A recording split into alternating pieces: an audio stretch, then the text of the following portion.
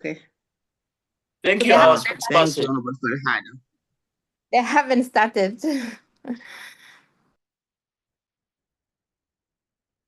Honorable members, we can start because they have resolved. Good morning, Speaker.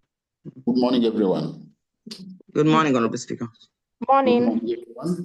You start first. Good morning. Honorable members, Mayor. let's start by praying again because we had prayed before, but you were not following me. Let's pray again and start. Almighty God, who in wisdom and goodness has appointed the offices of leaders in Parliament for the welfare of society, good of all human lives upon it and the just government of its people, we beseech you to look with your abundant favor upon us, your servants, whom you have entrusted with the performance of such important trust in this community. Let your blessings descend upon us here assembled, and the grant that we may treat and consider all matters that shall come under our attention and deliberation in so just and faithful a manner as to promote your honor and glory, and to advance the peace, prosperity, and welfare of this region and of those whose interests you have committed to us. Amen. Item number 1 from the order paper, communication from the chair. Honorable members, good morning, everyone. Thank you for having been on time today. I know that yesterday we finished late in the evening.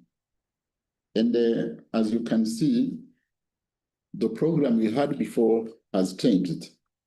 On the program we had, it's CTI that had to bring its two reports here today, this morning. But they told us. So I propose that we start with item number 6 after laying papers, so that we can give members time to read the report on legal.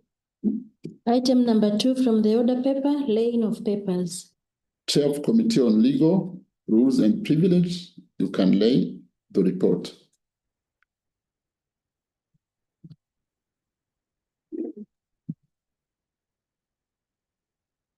Mr. Speaker, I beg to lay on the table the report of the Committee on Legal Rules and Privileges on the East African Community Payment and Settlement System integration. I beg to lay. Thank you.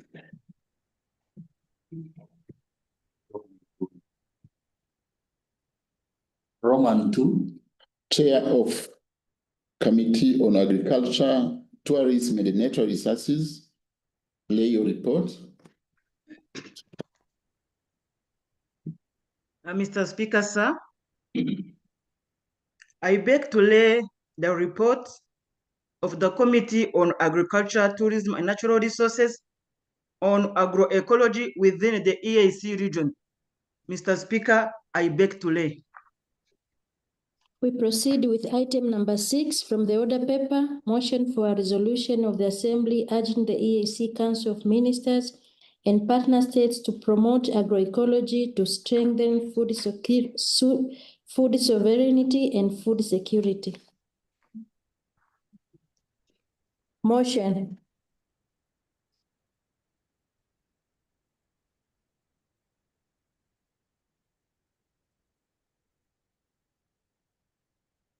Honorable Francois, you can move your motion. Thank you very much for the opportunity, Mr. Speaker. I beg to move that this Assembly do resolve to urge the EAC Council of Ministers and the partner states to promote agroecology to strengthen food sovereignty and food security in the region. I beg to move. Thank you. Seconders. You have I second. Thank you. You have seconders. Now you can justify your motion. Mr. Speaker, I would request the IT to scroll as I read through the motion, because Mr. Markwen agreed to be facilitating to share the screen. If the IT can hear me, please, can you share your screen? He's hearing you. He will. Yes. Before I start. Not that one.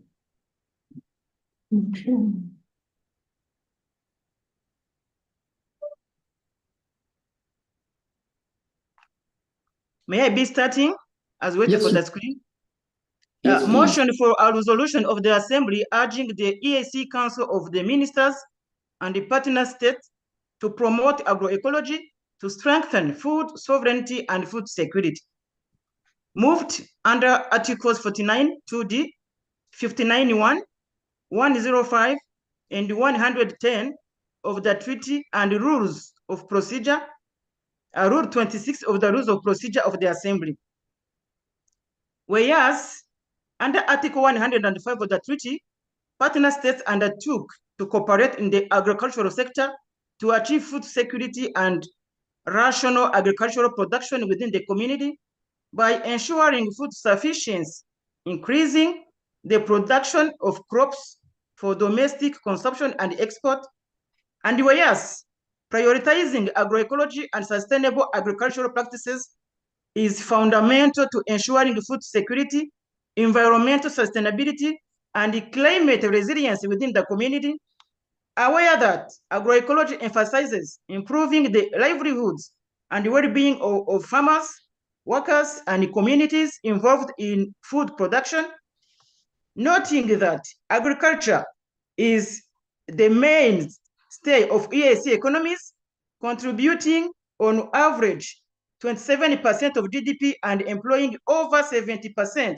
of the population, and that agricultural commodities constitute about 65% of the volume of intra-regional trade in the EAC, recalling the global commitment under the United Nations Sustainable Development Goal SDG 2 to end hunger, achieve food security and improve the nutrition, and promote sustainable agriculture by 2030, appreciating the Council for developing and the partner states for implementing several policies and strategies to promote agriculture and food security, including the EAC Agriculture and Rural Development Policy, the EAC Food and Nutrition Security Policy, and the EAC Food Security Action Plan, which have incorporated principles that align with agroecology, such as diversified food production, improved soil fertility, reduced dependence on external inputs,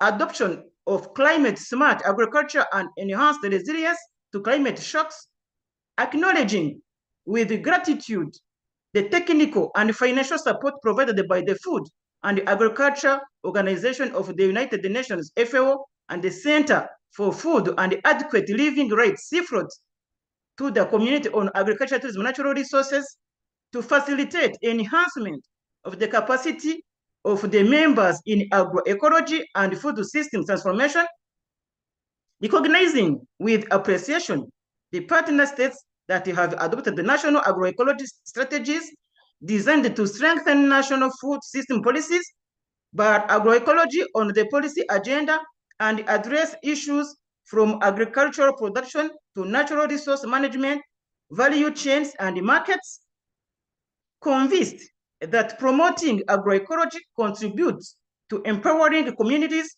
to control their food systems, thereby addressing the root causes of hunger and malnutrition, fostering resilience, and promoting environmental and social justice, concerned that despite the broadly supportive regional frameworks of agroecology, there are still implementation gaps, such as Roman 1, lack of institutional coordination. Roman 2, inadequate role of agricultural extension services in promoting agroecological knowledge and practices to smallholder farmers. Roman 3, limited involvement of small-scale women and youth farmers who should play a pivotal role in the transition to agroecological farming. Roman 4, limited the financial resources and incentives for farmers to adopt agroecological methods. Roman 5, limited awareness and capacity building, train farmers and integrate agroecology in agricultural education. Roman 6, lack of comprehensive disaggregated trade data specifically for agroecological products, which remain largely unrecorded in official statistics, while they could play a significant role in formally recognized and supported. Invoking the provisions of Article 49, sub-Article 2D of the treaty, which empowers the Assembly to discuss any matter pertaining to the community and make recommendations to the Council. Now, therefore, be it resolved by the Assembly as follows: that in accordance with Articles 49, sub-Article 2D, and Article 59, sub-Article 1 of the treaty, the Assembly, A, commends the Food and Agriculture Organization of the United Nations, FAO, and the Center for Food and Adequate Living Rights, CIFROT, for the financial and technical support extended to the community on agriculture, tourism, and natural resources to support the capacity building seminar on agroecology held in November 2024 in the Republic of Uganda, and urges the Council and the partner states to enhance the implementation of regional policies and legal frameworks that foster cooperation and policy coherence to support sustainable and resilient agroecological systems in East Africa. 2, to enhance the promotion and facilitating agricultural extension services in effectively promoting agroecological knowledge and practices to smallholder farmers within the community, to enhance support and efforts to train farmers and raise public awareness on agroecology to boost agriculture and food security. That one was Roman 3. Roman 4, to strengthen programs to support smallholder farmers, local communities, and civil society organizations through training, access to organic inputs, integrate agroecology into agricultural education, promote awareness campaigns in order to accelerate the adoption of agroecological methods. 5, to promote multi-stakeholder engagement, including government, civil society, private sector, academia, and farming communities in advancing agroecology across the region, and the formation of regional alliances, platforms, and knowledge sharing networks to promote best practices, innovations, and experiences related to agroecology. Mr. Speaker, I beg to move.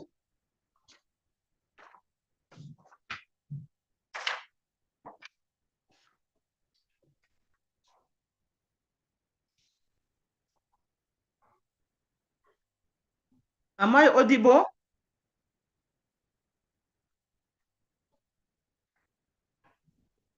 Members, the motion on the floor is that this assembly do resolve to add the EAC Council of Ministers and partner states to promote agroecology to strengthen food sovereignty and food security. Debate is open. Mr. Speaker, with your permission. Yes, Honorable Chair. Yes, at the beginning, after just reading through the motion to move it, if you may allow me to justify a little bit, because it's paramount for this clarification to be also put on Hansard as a justification of the motion. Yes, you can. You have the floor. Yes, thank you very much. I will be brief as I justified this motion, because it's very important that members knows about the the background of the motion. First and foremost, Mr. Speaker, this is a committee motion for the information. I have moved it on behalf of the Committee on Agriculture, Tourism and Natural Resources, but since the rules of procedure of the Assembly don't provide for a committee to be the mover of the motion, I'm doing it on their behalf. So it should be captured in the Hansard. And Mr. Speaker, the right to adequate food enshrined in the Universal Declaration of Human Rights and recognized in the African Charter on Human and People's Rights mandates EAC partner states to ensure access to sufficient, to safe, and nutritious food for all. Agroecology supports these rights by promoting diverse, locally adapted crops and sustainable farming practices that enhance food availability and accessibility. The Comprehensive Africa Agricultural Development Program, CADEP, Strategy 2025, starting from next year, emphasize nutrition-sensitive agriculture and agroecology focus on diverse, nutrient-rich diets that directly addresses issues of stunting for children under the age of 5, and also for the 280 million Africans facing chronic hunger, ensuring no one in the community, no one in Africa is left behind in accessing adequate food.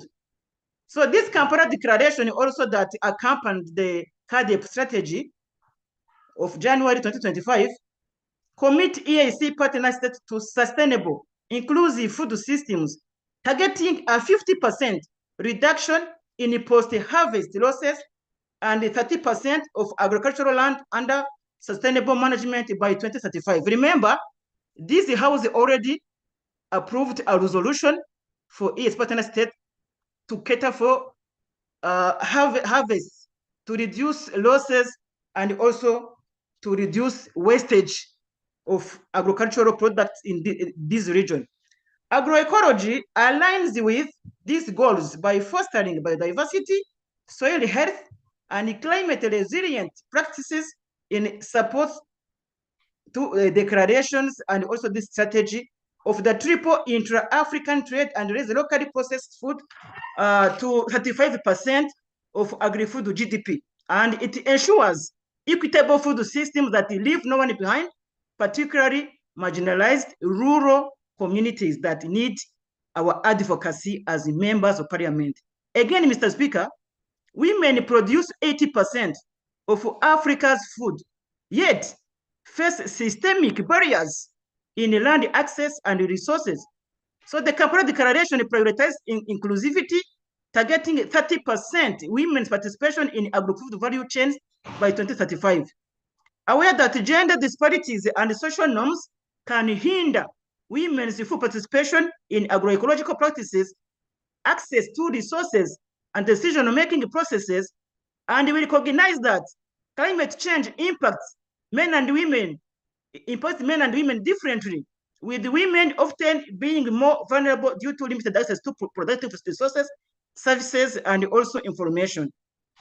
And as we commit to mainstreaming gender equality and empowering women and marginalized groups in all aspects of agroecology and food security initiatives, we want to ensure that policies and programs promote equal access to resources, to knowledge, and also decision-making platforms.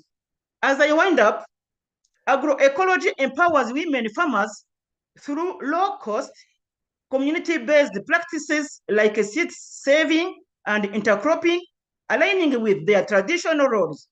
By prioritizing women in agroecology, we are also contributing to their training and market access. So this motion ensures their contribution to food security and uphold the right to adequate food, leaving no farmer behind, especially women.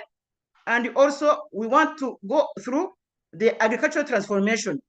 And I take this opportunity to inform this August House that Eala was granted a seat in the International Steering Committee of the International Year of the Woman Farmer that will be celebrated next year. Mr. Speaker, without taking much of the justification, as I also have two seconders, though one was just acknowledged on this motion, Honorable Miriam James and also Honorable James Sadia. So the two James names are supposed to be seconders of this motion, though the LPD just decided to put one. I want to put this on record, but also we are supporting agriculture in EAC partner states as a moral and strategic imperative aligned with the CADEP strategy and the Kampala Declaration. Agriculture builds the resilience, inclusive food system, empowering women farmers, and addressing climate and nutrition challenges. Mr. Speaker, I beg to move. Thank you, Honorable Chair. As debate has been opened, I will start giving the floor to your seconders. If I start with Honorable Sadia and Honorable Milia.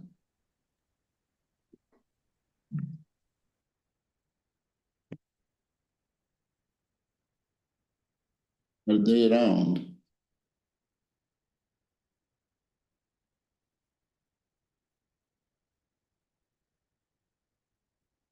Honorable Francois, maybe they're not, are they with us? Unless they're having challenges of connection. If they are not around, because members seconded this when you put the question, any other member can proceed because it was seconded by not even them being around. So we will give them to Caroline, to Aisha, and myself, Honorable. to Musanga Batware, to Honorable Fatuma, then we proceed with others. Honorable Caroline, you have the floor. Thank you, Mr. Speaker, for giving me the opportunity to support the motion, urging the Council and partner states to promote agroecology as a vital strategy for strengthening food sovereignty and food security. I want to start by thanking our chair of the Agriculture, Tourism and Natural Resources Committee for managing to table this motion in this short plenary session, and also to take advantage right now to take the opportunity to congratulate her for ably chairing our committee on Agriculture, Tourism and Natural Resources, which has been a very vibrant committee under her chairmanship. So I stand, Mr. Speaker, I stand to support the motion for several reasons. First of all, the current food systems are not sustainable. Firstly, they produce a lot. I'm looking at it mostly from the climate change angle. We all know that our countries are facing a problem of climate change. So the way we are producing today, the statistics are clear. The current food systems produce about 1/3 of greenhouse gases. They are also responsible for 80% of biodiversity losses. That's how the current food systems are. At the same time, the current food systems use up to 70% of the freshwater resources that we have. At the same time, the current food systems pollute the soil, air, and water. Again, the current systems are vulnerable to climate change. And at the same time, as the Honorable Chair of ATNR mentioned, they do not address what they call the triple burden of malnutrition. She talked about underweight, overweight, all these other things of malnutrition. So this basically we have a problem. And then at the same time, there's also they kind of maintain kind of social inequity. We've been talking about. There'll be an opportunity to talk about that. So if we adopt agroecological practices, we have looked and seen what is being done, and I think we will explore more because we happen to know what is being done in a few countries, in Uganda, in Tanzania, in the United Republic of Tanzania. We have had a few case studies, but most of the case studies that we've had are in the Western African region, the Sahel region, where they are really suffering.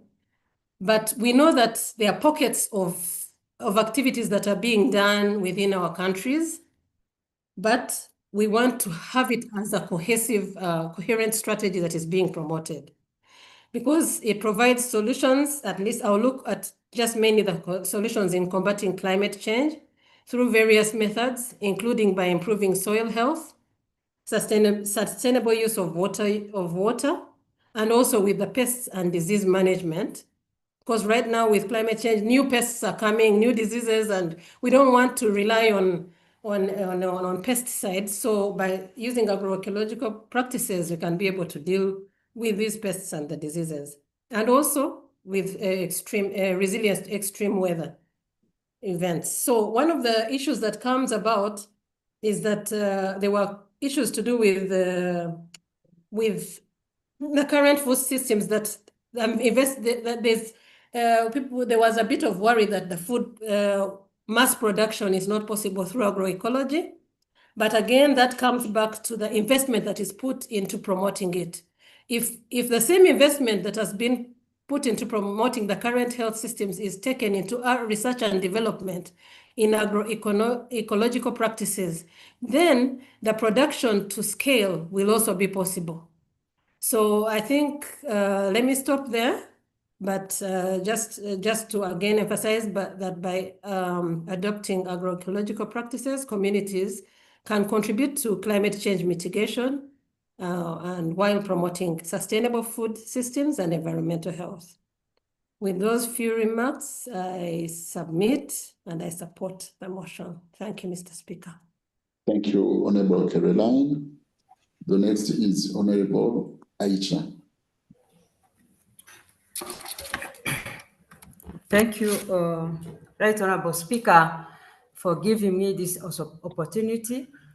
I would like to thank the Committee on Agriculture for laying this kind of motion, which is very, very important today.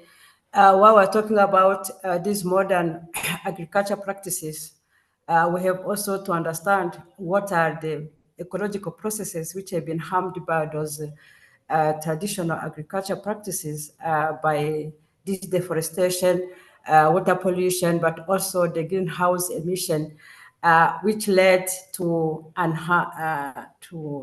harder those ecological processes like pollination, pest control, and soil fertility. Those are very, very important for the health of the ecology, but also by thinking about how we can increase the agriculture productivity. And then this motion is very important. I would like to ask the members to support this motion, because while we're protecting those ecological processes, I highlighted before, and those are very, very important while we're talking about this interaction between animals and plants to see how they can increase productivity. And this is agroecology as an agriculture practices. They have been found to foster these ecological services, and by fostering these ecological services, we will have a high productivity and immediately ensure a long food security, as it has been mentioned by the mover. So, Right Honorable Speaker, I would like to support this motion, because for me, as someone in ecology, I'm thinking about those ecological services, which are very, very important, not only for productivity, but also to see how we can be resilient vis-a-vis to this climate change. And I guess with this agroecology, by introducing this modern agriculture in East African community, in our partner state, in our farmers, I guess that we will be able to deal with this climate change, but also to see how we can increase the food security by the high productivity, and therefore see that 2030 will be there after being relying with this commitment of ending the hunger in East African community. So with this few remark, I would like to say that I support strongly this motion, and I submit, Right Honorable Speaker. For supporting the motion. And I give the floor to the next, Honorable Musanga Patware, then Honorable Ndangiza, then Honorable Tazana. Thank you, Right Honorable Speaker, for once again granting me the opportunity to speak. I wish to sincerely thank Honorable Françoise Umukiza for timely moving the motion for a resolution of the Assembly urging the Council and the partner states to promote agroecology to strengthen food security, sovereignty, and food security. Right, Honorable Speaker, honorable members, food security ensures access to sufficient, safe, and nutritious food, while food sovereignty emphasizes the right of communities to control their own food system. Right, Honorable Speaker, there is a number of achievements. Let me mention very few. I can mention, first of all, adoption of a better agricultural policies, improved food access in some countries, technological use in farming, like mobile, improved seeds, among others, expansion of school feeding programs, and so on. We also have some challenges like climate change and extreme weather, which disrupts production, conflict, which displaces farmers and destroys food systems, heavy reliance on food imports increases vulnerability, poor harvest losses due to poor infrastructure, land grabs, among others. In conclusion, Right Honorable Speaker, Africa is making progress, but achieving lasting food security and sovereignty requires more investment in local food systems, land rights, agroecology, and inclusive policy making. Right, Honorable Speaker, with these few remarks, I end my intervention and then declare again that I support this motion moved by Honorable Umukiza Françoise.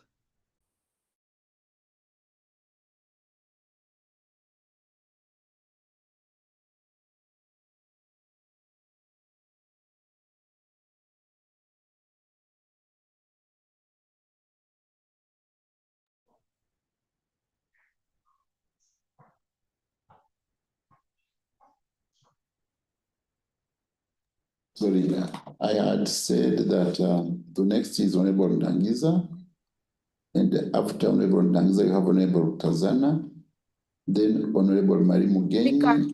Speaker, I want to add my voice as well. Yes, and after the other voices also want to speak on this motion. I'm also here, Right Honorable Speaker. My hands is up. Thank you, Right Honorable Speaker.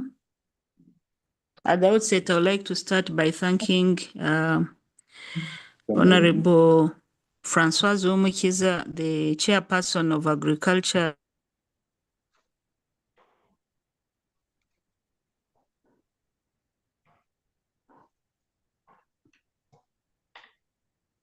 She said she's just a spokesperson, but the motion was agreed upon by all the members of Agriculture Committee. And I also want to declare that I'm a member of the Agriculture Committee, and I believe that this is a timely motion. Right Honorable Speaker, agriculture and food security is an important component of regional and East African regional integration, but also African integration. Article 105 of our treaty talks about cooperation in the area of agriculture and food security, and the overall objective of this cooperation in the agriculture sector are the achievement of food security and rational agriculture production within the community. The partner states undertook to adopt a scheme for rationalization of agricultural production with a view to promoting complementarity and specialization in the sustainability of national agricultural programs in order to achieve, among others, food sufficiency within the community, but also to increase in the production of crops, livestock, fisheries, and forest products for domestic consumption, exports within and outside the community, and inputs to agro-based industries within the community, and many other objectives. So, Right Honorable Speaker, when you build on this treaty attachment or giving importance to this agriculture and food security and emphasizing the issue of rational agriculture development and also complementarity, I see agroecology as an alternative and a complementary agriculture approach that is environmental friendly, that builds on indigenous technologies. And I think that's where the issue of sovereignty comes in, because we are used to technologies that are generated from outside, that are external to our people. But this one is building on indigenous technologies that are familiar, that our people are familiar with. For example, if you talk about organic farming, the use of compost manure as an alternative to fertilizers, the way they use mulching to improve on soil fertility, all these are local knowledges that once we improve on them, and that is what agroecology is doing, is to ensure that we are self-sufficient, that we are self-reliant, but we are also sovereign in our own way. And I'll give an example. Recently, when the war between Russia and Ukraine started, you know, one of the continents that were mostly affected was Africa in the area of food, because I learned that we are importing a lot of wheat from these countries. We are importing fertilizers from Ukraine and even Russia, in addition to gas. And you can imagine being affected by a war in Ukraine and Russia, when Africa has plenty of arable land that is fertile, but you also have farmers, especially the smallholder farmers, who have indigenous knowledge. But the fact that you haven't been valuing it, then we become vulnerable to external shocks, including wars.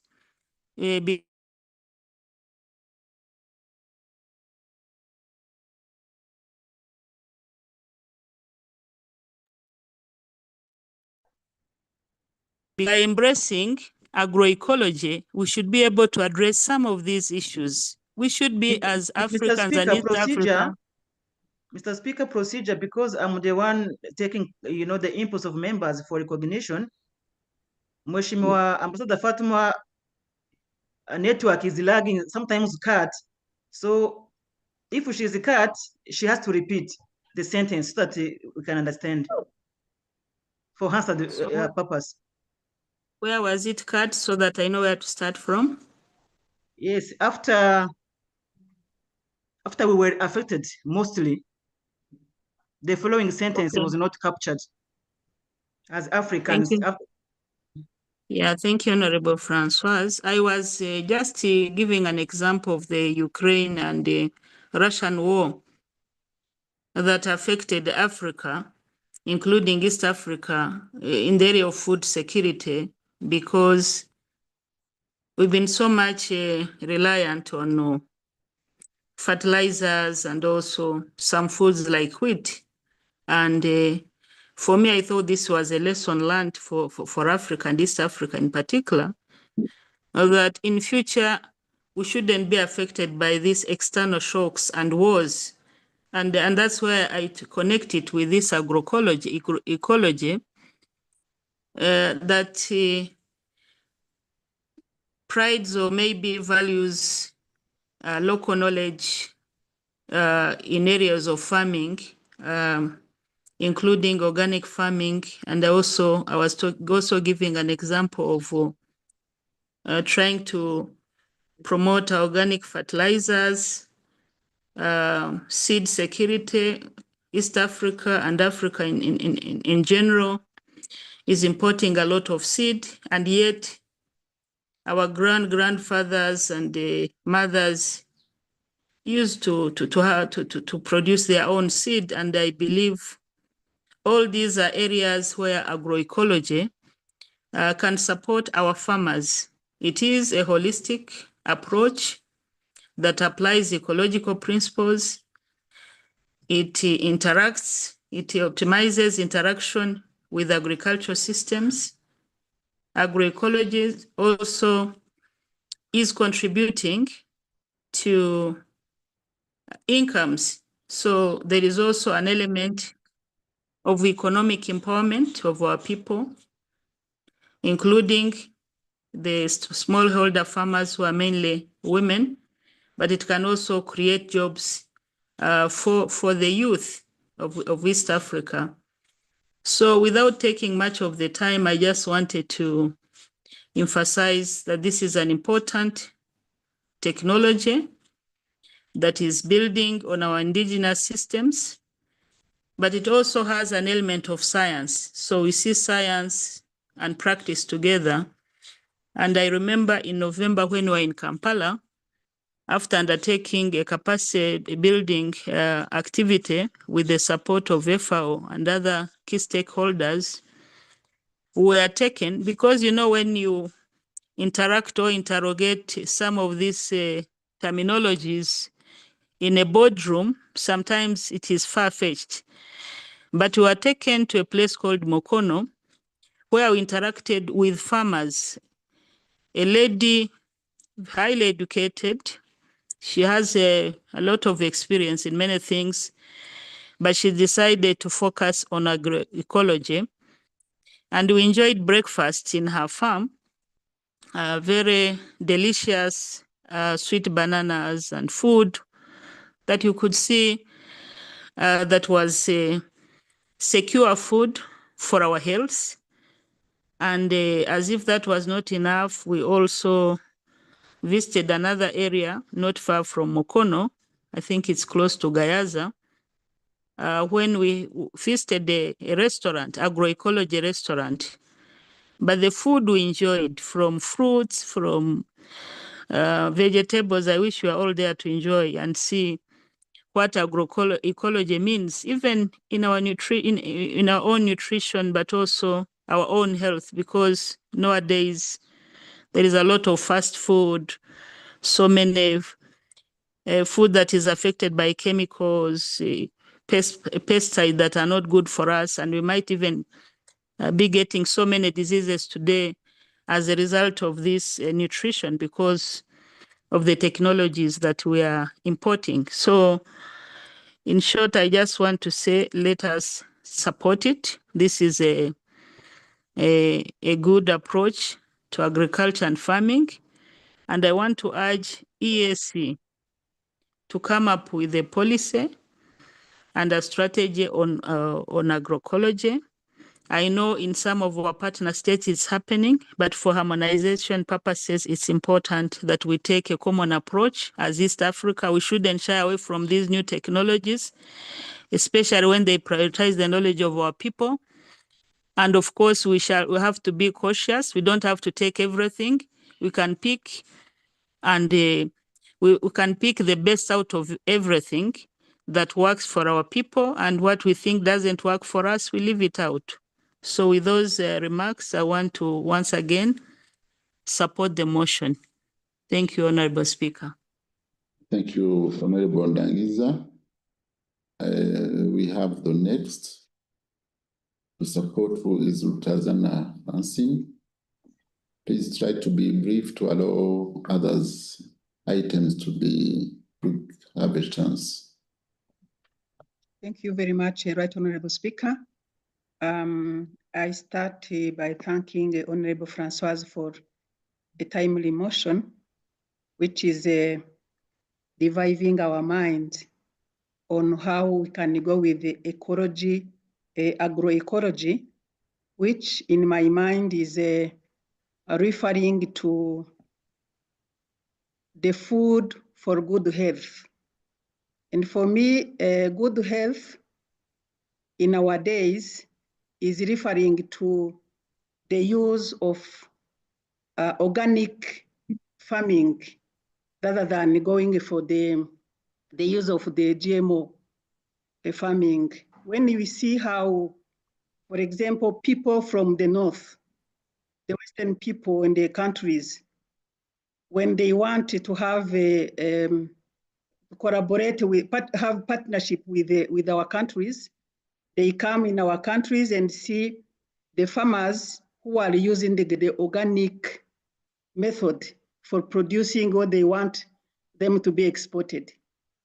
But when we see how our countries are excited to send our students to go and learn, be educated on how to produce GMOs products, that is really an aspect that has to be included in this motion to help our side thinking about producing food which is healthy for our populations. Right Honorable Speaker, food security, yes, is essential to guarantee that individuals have a consistent access to an adequate supply of safe and nutritious food to fulfill their dietary requirements. However, the 4 pillars of food security encompasses availability, access, utilization, and stability. When these elements are integrated with agroecology, they pave the way for the reduction or even elimination of chemicals, fertilizers, and pesticides, while promoting biodiversity-based solutions. Right Honorable Speaker, there is a pressing need to persist in advocating for our partner states to intensify their effort in utilizing organic means for production. This approach aims to mitigate the adverse effects of chemical fertilizers and the GMOs, which, although they may increase food production in terms of quantity, but they have significant repercussions on our health. Agriculture policy in our partner states, I am advocating for them to revisit and devise a strategy that prioritizes the use of organic fertilizers. And the region, I know we possess a substantial number of kettles and the knowledge and the people who are able to help our farmers to use organic fertilizers for good health. Right Honorable Speaker, I support the motion, but continue advocating for the promotion of agroecology policies under the window of promotion of organic means, which increases soil fertility, increasing agriculture production in the area of food security, to promote food for good health of the citizens of the East African community. I support the motion and thank you, Right Honorable Speaker. Honorable Farada. Thank you, Speaker, for giving me this opportunity to actually add my voice on Honorable Francois' motion regarding the resolution of the Assembly urging the Council and partner states to promote agroecological to strengthen food sovereignty and food security. And this is a timely motion, Mr. Speaker. And ecology is more than an alternative. It is a necessity in the face of ecological collapse, youth unemployment, rising of hunger. Our region must lead with innovations rooted in our values and our lands. And let us put our farmers, our environments, and our future at the center of our food system policies. Through agroecology, we can nourish our people, dignify our farmers, and restore harmony with nature. This is our African solution and not an African problem. Mr. Speaker, much as I contribute on this, I would like to expand on a few crucial areas that need a bit of looked into. There is a broader geopolitical context and justifications. There is a deeper alignment with the continental and global frameworks. And we do a concrete follow-up mechanism and accountability structures. The time for change is now. Our food systems are broken, not by lack of effort, but by misalignment of priorities. Agroecology is not about going backwards. It is about going forward with wisdom. It is the path of dignity for our farmers, the path of resilience for our climate, and path of sovereignty for our region. And let East Africa lead the way. Mr. Speaker, I support the motion, and thank you so much.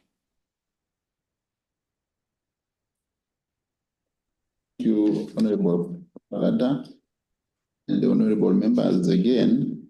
Try to be brief so that we can consider others items. Then we have Honorable Kennedy Mukulia, Honorable Sadia James, and the Honorable Gideon Gaptan, and we will stop there. It's me, Mr. Speaker. What's have their hands up? Speaker, it's my turn. Yes, it's you. I'm very sorry. You were even number 6. You were before Honorable Falada. You have the floor. Then after you, Honorable Kennedy and Sadia and Gideon. Thank you, Mr. Speaker. Mr. Speaker, just like a few of my colleagues ahead of me, I also declare that I'm a member of the Agriculture Committee. So I am part of the sponsorship of this motion. Mr. Speaker, I want to thank our chair, Honorable Francoise, for a job well done. She's represented us well and she has led us well. And since this might be one of the last sessions with her as our chair, I also want to acknowledge that the committee under her leadership has been really vibrant, looking for opportunities and keeping it busy until we were unable to meet. But otherwise, it's been a good committee. We thank you for this job, Honorable Chair.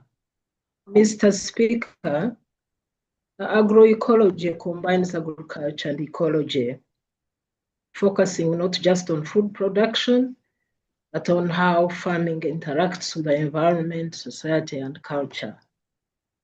Mr. Speaker, when we were attending the workshop in Mukono, Uganda, and listening to speakers after one another, looking at the farm where we had breakfast and where we met as an example of a farmer that is practicing agroecology, to me it was just like, first and foremost, you are telling me the obvious. This is what I grew up doing. This is what the African farming system was all about. We grew food. We did not know about fertilizers. There were no pesticides.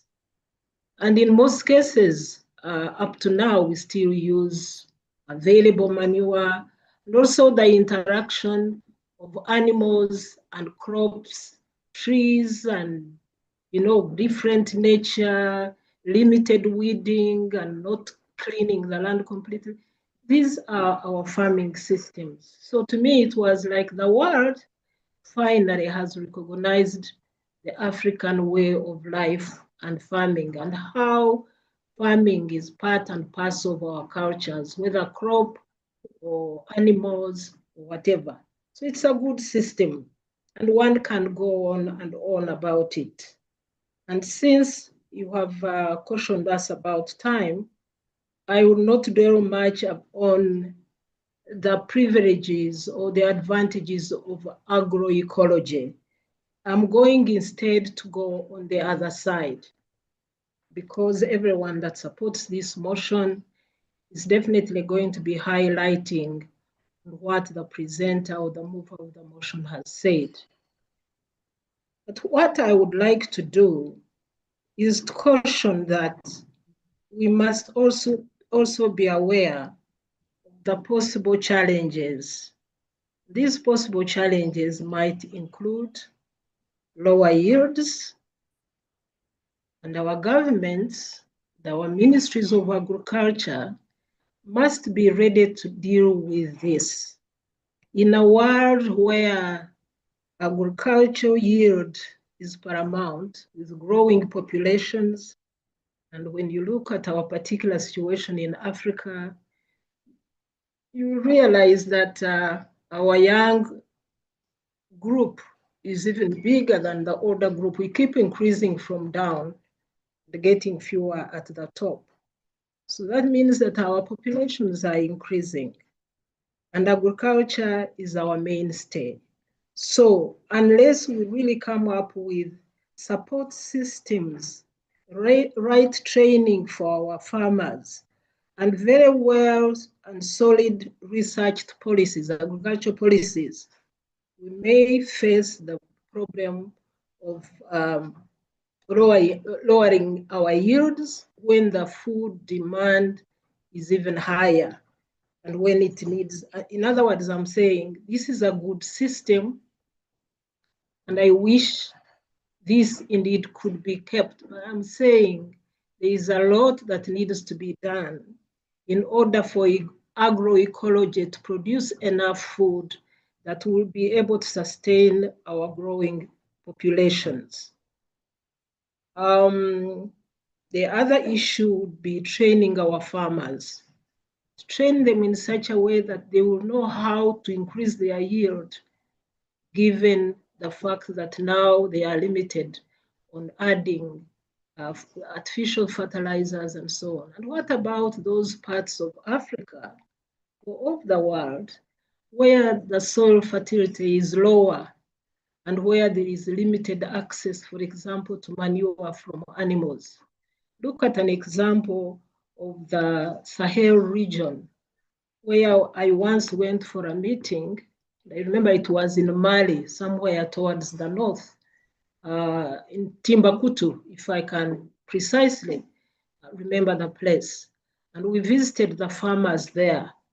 And to me, it was, this is just too much. I realized where we are in East Africa, we are very privileged to be farming in the environment in which we are.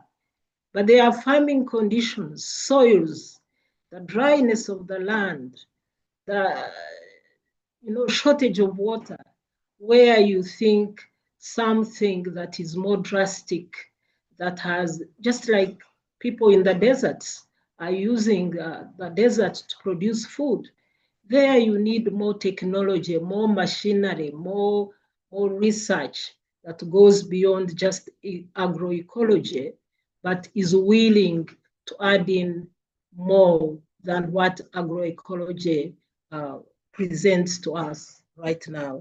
Mr. Speaker, having said that, I support the motion, but with caution. I submit, Mr. Speaker. Thank you. Thank you, Honorable Mary Mugenyi.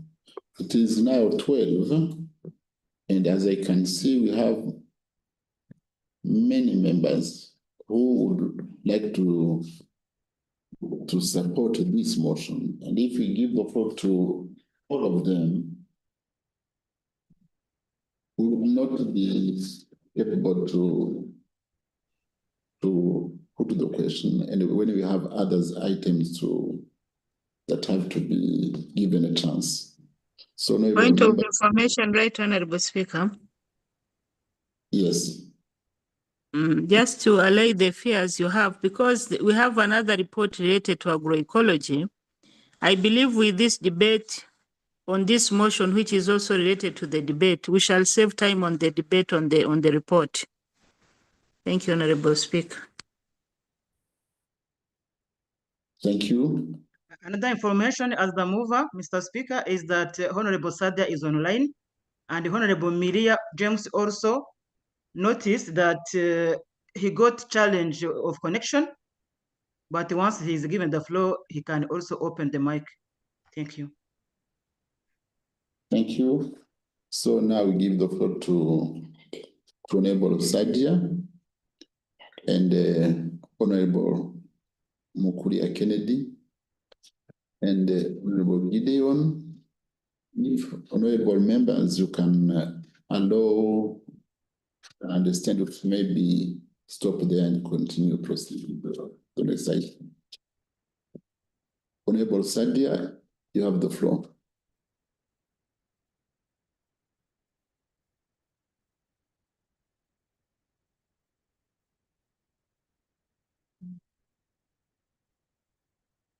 The second.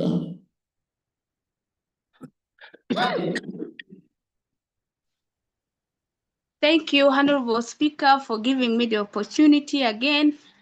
On onset, let me first apologize because my network is really down, because where I am, there is no network, there is no power. That's why I'm using my phone. I'm using data. That's why it was very difficult for me to get in. So I rise to second the motion because, you know, it's really so timely. When we talk about food, when we talk about agroecology, promoting food security, it is really an issue of concern because food is a matter of national security. So I'm really happy that my dear Honorable Francois has brought this motion timely. And really, you know, this motion could also take us back, you know, to think about, also appreciate, you know, our partner states who have really taken progressive moves. Like I would also, you know, take this opportunity also to appreciate the United Republic of Tanzania, Republic of Rwanda for the move they have taken, even Uganda, you know, issues of food they have somehow addressed. So let it be an encouragement for the other partner states also. You know, also when we're in Burundi, I could see also plenty of food. And you see, when we talk about food, it's a matter of security. So when you address this element of food insecurity, you will have a well-fed population. So imagine you would have addressed issues of crimes that are related to, you know, and also you would have addressed health problem because, you know, if you have sufficient food in a country, you will not have many citizens, you know, going hungry with sickness. You know, some of the related diseases are because, you know, we don't have sufficient food. The food are not nutritious. You know, we have the money, but then to get available food is always a problem. So it is a right time that for all the partner states, you know, to appreciate, you know, the effort that have been exhibited by other partner states, you know, for bringing this up. So I really appreciate the mover, and also I really second the motion, and I urge my colleagues, given the time, I won't talk that much, but really let us support this motion. So with that, right, Honorable Speaker, I beg to submit. Thanks. Thank you, Honorable Sadia. Now Honorable Mukuria Kennedy.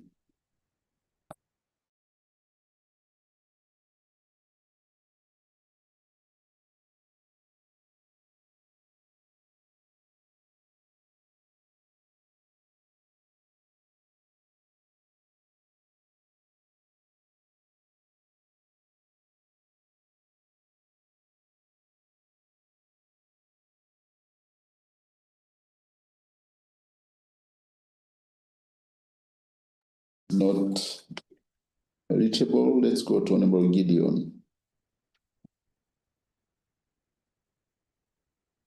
Thank you, Right Honorable Speaker.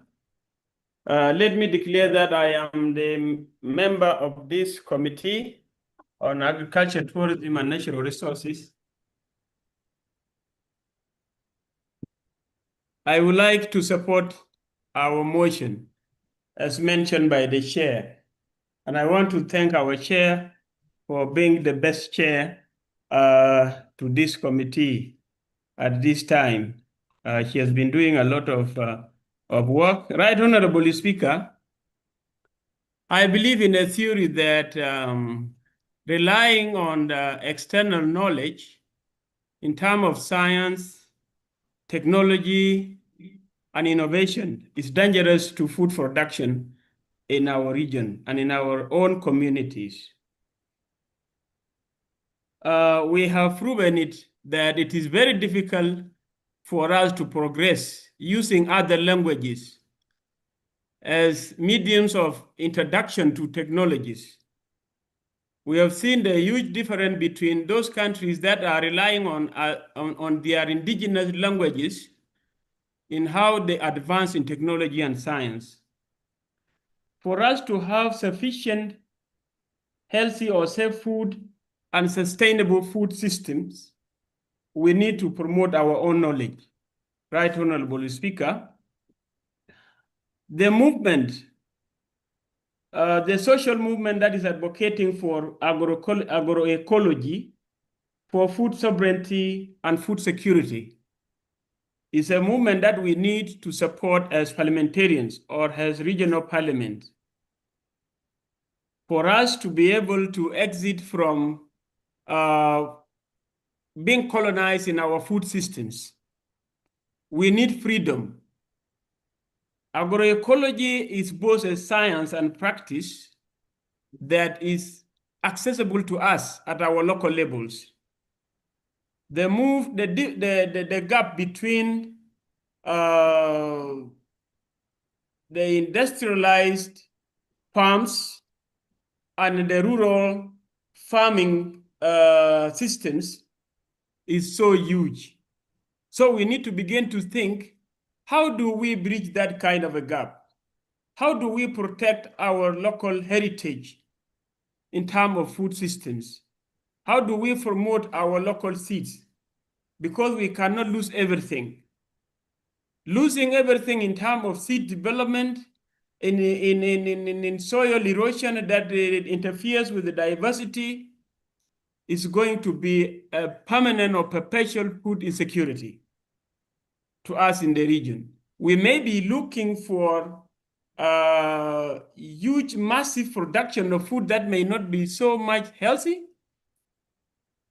or may not be even for our own benefit because it is going to be driven by big international corporations which have muscles to control our food systems. Right, Honorable Speaker, it is time now that we have to generate our own inputs using our own knowledge, our own methods, using our own affordable systems that we are able to understand ourselves so that we have properly defined system of food production, food chains, and supply in the local markets, in our markets. If we can be able to feed ourselves sufficiently with food that we produce and is sustainable, and then we would be able to resist any further colonial efforts towards food systems or food production in our region. I submit and I support the motion, Right Honorable Speaker. Thank you. Thank you, Honorable Gideon. I think that we can now give the floor to Honorable Francoise to move on to reply.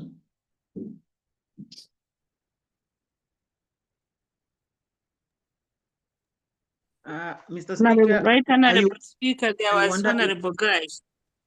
I think you didn't see her. Honorable Gaiden. Honorable Yes. Gaiden, you have the floor. Thank you, Right Honorable Speaker, and thank you, Honorable Fatuma, for pointing out that I was there. Right Honorable Speaker, allow me to sincerely commend the Chair of Agriculture Committee, Honorable Francois Umukiza, and the members of the committee for bringing such a timely and forward-looking motion. I will be very brief, Right Honorable Speaker, because I think the previous speakers have done justice in supporting the issues raised in the motion.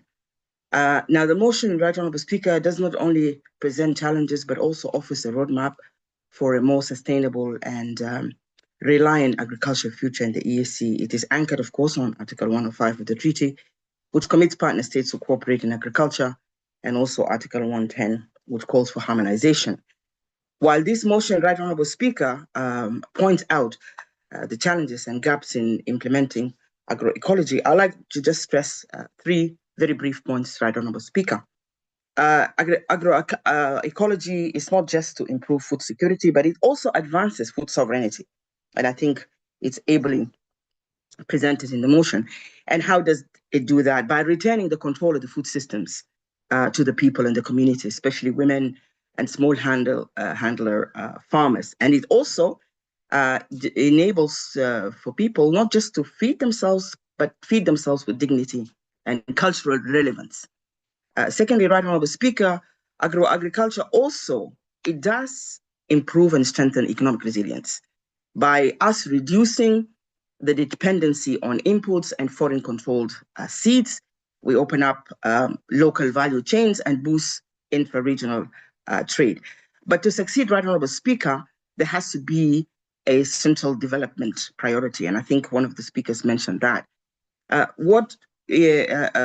look at it in this way, Right Honorable Speaker, the EAC could set up an agroecology coordination program to guide the implementation and facilitate knowledge and exchange across partner states. I mean, we're always raising all these funds for all different things within EAC, but I think we need to target the areas that are critical, such as agriculture, and how that can improve food security in the region.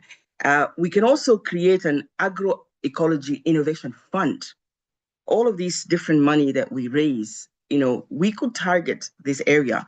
And then by doing that fund, we could target programs towards youth and women-led cooperative, led by the EAC, and also to formalize the agroecology production in the regional trade data, so that there is a way to follow this up. Right Honorable Speaker, this is what I wanted to present briefly. And this motion, as I said before, is not just about farming, but it's about empowerment, and also it's about environmental justice and regional resilience. And we really need to ensure that our people are not only food secure, but also independent in their food sovereignty. And I wholeheartedly support this motion, Right Honorable Speaker. I support. Thank you. Mr. Speaker.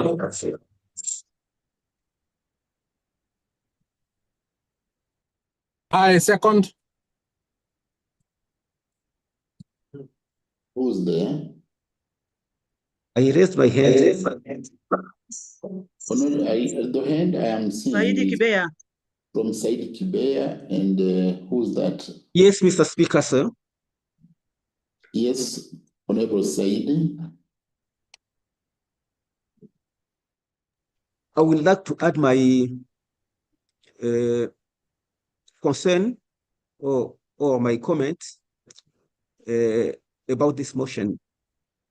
And this is recalling that we are in a fast evolving world where countries and economic communities are working to achieve high productivity and social transformation.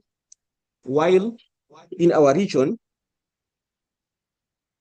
up to 70% of our populations are working in the agriculture sector.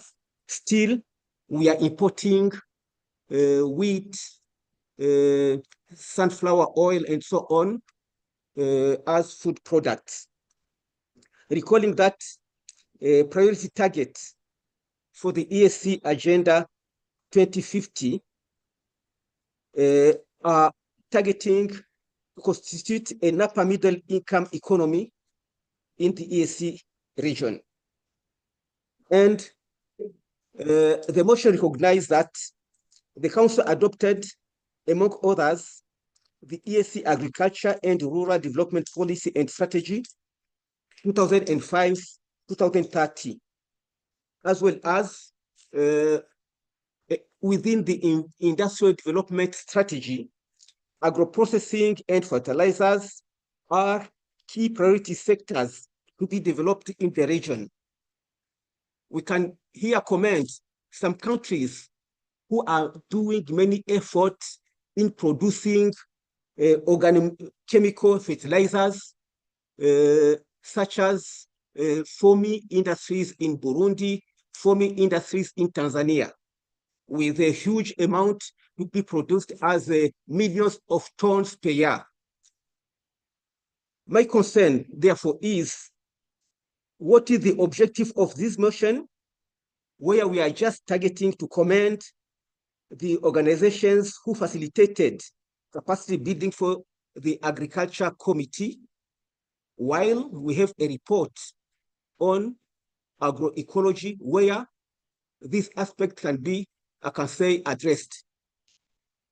Secondly, the recommendation to the Council are made without a sound highlight of where we are in implementing the agriculture and the food security policy in the EAC.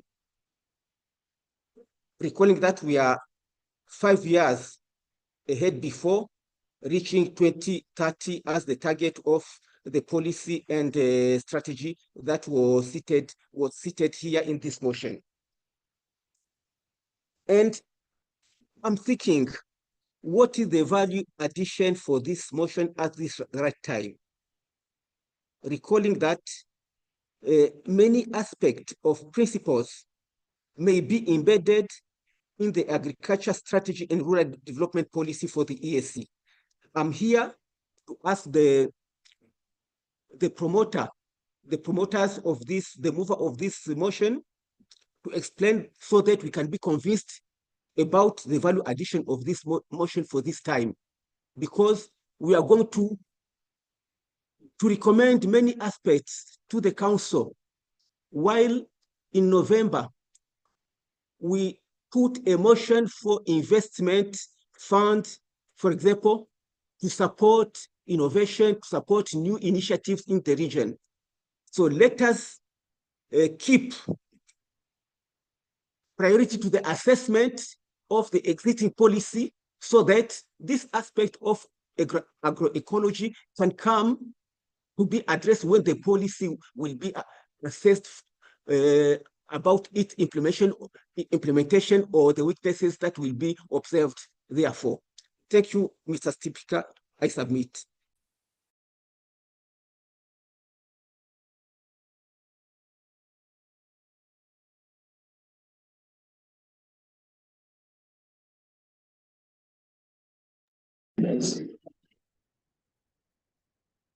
Is there anyone who wants to contribute so that we can give the floor to the mover of the motion? As I see, it's time to give the floor to Honorable Umukiza Francoise to reply. Yeah, thank you very much, Mr. Speaker. I was just wondering if we don't have any council member in the House. Yeah, for the council member to also express her or himself about their take on this before we even acknowledge the contributions. Honorable Speaker, I've been trying to raise my hand.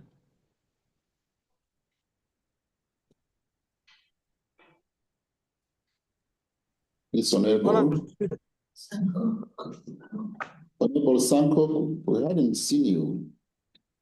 You have been trying, but Honorable Speaker, thank you very much, Honorable Speaker, and I do support the motion. In fact, we are 5 years behind schedule, 2030, moved by the mover, I think will be it is actually a good motion, and I urge all the members who are present to support the motion so that we can pass it as quickly as possible and start implementation process. And as the mover have said, it is also good for the Council of Ministers to inject their voice, because they are the ones who will be taking action and implementing whatever that we will pass in this House. I submit. Thank you for your brief contribution. Is there any other member who want to contribute? Because now we give the floor to the mover, and then no one will come again to be given the floor. Honorable Chair of Agriculture, you can reply. Thank you very much, Mr. Speaker, sir. On the onset, I'm just glad together with the Committee on Agriculture, Tourism and Natural Resources members, and also the leadership of this committee through the clerks, Mr. Wimile Asheli, Mary Goretti, Elizabeth as the secretary, Joyce Ulo, and together with your leadership, Right Honorable Speaker, because you have been supporting us, as I acknowledge their inputs. The Clerk Obat, Clerk John Mutega, Clerk Kadonya, all of you. I can't just exhaust the list. But Mr. Speaker, before I just thank all the members of the committee who served diligently on this cause and who have come up with a motion that is a commitment to not only Eala, but to also the entire community, because we are the voices of the voiceless. Mr. Speaker, what happened in Rio de Janeiro yesterday should terrify the West, should terrify people that are just interject themselves into this matter. You know, the 17 BRICS summit that was more than, it was not more than a push like they are used to do. It was a coordinated rejection of Western power and a declaration of intent. Because a few days ago, Mr. Speaker, the city of Rio de Janeiro hosted the 17 BRICS summit, making a significant step forward for the organization amid the accelerating transformation of the global political and economic landscape. They agreed that now, under BRICS countries, they are going to not rely on the provisions, on the regulations of the WTO as they trade among themselves, on the Western influence, on the US, all those things. And this is the way to go as Africa, because we have countries of BRICS that are part of Africa. Mr. Speaker, this is a call for action. They also mentioned about their own sovereignty, that even WTO cannot, you know, ask them to implement the provision under WTO because they're not working. Like members said, now we are looking into things that can work. Innovations on board, supporting, for instance, the farmer-managed food system as EAC, as a region that is ISO certified, because what we want here is not only quality, but also practices and implementation of things to make things move forward. We are the drivers of change. We're the drivers of transformation. We can make change into climate change. Honorable Caroline expressed herself about this. We have been attending COPs with commitments, with pledges that never came. So this is high time that Africans, we take our own responsibilities, our own decisions to make sure we bring safe, sovereign food on the table. All the members that express themselves on this, even not being the members of the Commission on Agriculture, in support, as I thank them, I will name them later on. They are a part of these commitments as a game changer that trade alone cannot feed people. Yesterday, I attended a virtual meeting. I joined by interest. It was between UK and the US researchers, innovators that have found that in the chemicals that are being used, like weed killers for farming, some of them like a glyphosate, that is a weed killer chemical that is used in farming and is mostly traded in Africa, is now causing cancer. The research is over yesterday. It's not of 5 years back or, projected in the future. So this means we are injecting chemicals in our bodies, and money cannot substitute over the livelihoods, as the Honorable Francine mentioned, over EAC citizens' welfare. So when it comes to investment, Mr. Speaker, Honorable Clement, Honorable Guy Deng, Honorable Gideon, all the members mentioned about putting more money in agroecology to make sure we make things move forward, because you can see clear that our food sovereignty, our food security will be driven by only us Africans. One member said, the Western community are making sure they ascertain that the food we trade with them is bio, is organic, is safe food. But when it comes to the food that you have to eat as Africans, they trade us pesticides and herbicides that are banned in their countries. Banned completely. Mr. Speaker, I have been in various platforms and I understood that we have activists that are Europeans, that Americans now have become the voice for Africans, because as we can't talk, we can't speak for ourselves. So the white people are advocating for Africans, for those products to not come, to not be sold in Africa. Where are we? Why are we just sleeping as Africans? I wanted the council to be with us now, so that they can tell us what they think about the health livelihoods of EAC citizens. Of course, you can eat, but even without eating, we still have hunger. These meetings we attend, when they projected food security in Africa, we are in red color, Mr. Speaker. We should not be duped. We are in red color.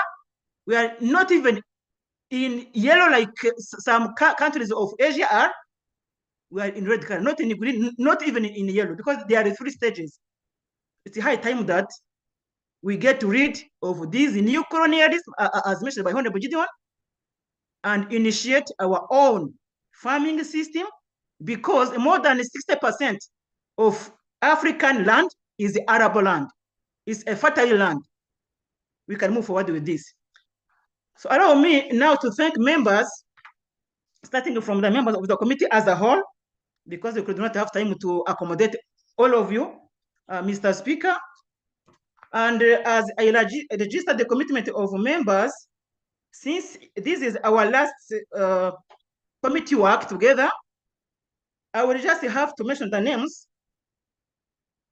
And I can see the first name that is on the list, unfortunately the list I'm using is Honorable Shogo Mlozi, because I did like a recap of what we did. So it's time for us to really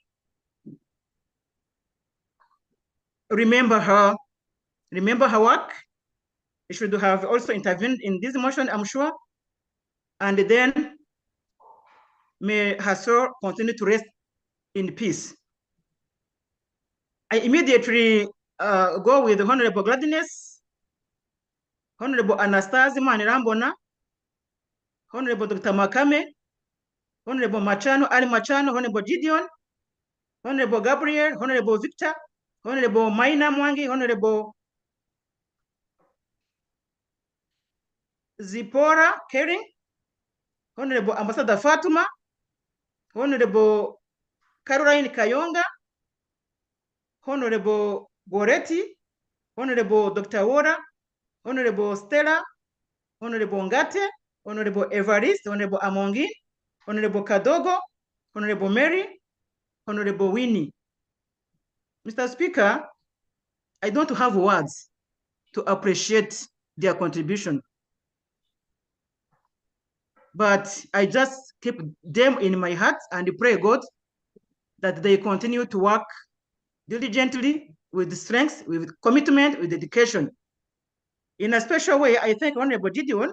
He has been stepping in on my behalf when I was unable to attend, being it, on a notice or without a notice. So I thank him in a special way. I thank the entire community. Of course, the Council of Ministers, they are not here, but they have been with us, supporting our work. I also acknowledge and appreciate the work of the Council of Ministers, as I appreciate the work of the Secretariat. Mr. Speaker, allow me to tell you, I've been working closely with the Department of the Secretariat on Agriculture. Mr. Marwa Fahari, David, and your team, I really appreciate if you can hear us. Mr. Speaker, Honorable Caroline mentioned that this is 70% of our fresh water that is being polluted. Triple burden of malnutrition persists. We have social inequalities. So we need a resilient extreme weather, and agroecology will contribute to this, to reverse the situation. We are confident. Honorable Aisha, thank you very much for bringing in an aspect that is very important about pollination. Mr. Speaker, this year we celebrated the year of bees protection, with a reason. Because these pesticides we are talking about, they are making our bees extinct. If they are going, they are despairing, we won't have honey anymore. You can't like honey and don't protect bees. It's important. Honorable Clement, thank you very much, because our food sovereignty, better agriculture, we have, of course, good practices, we have successes, but that cannot eradicate stunting in children below the age of 5. We still have stunting, and we should go beyond this to find new initiatives, and I thank you very much for these initiatives. Honorable Ambassador Fatuma, thank you for bringing in this cooperation among partner states to rationalize about what we have, to have food sufficiency, and also giving importance on agroecology as in export and also in import, but focusing on farmer managed seed system as well. Honorable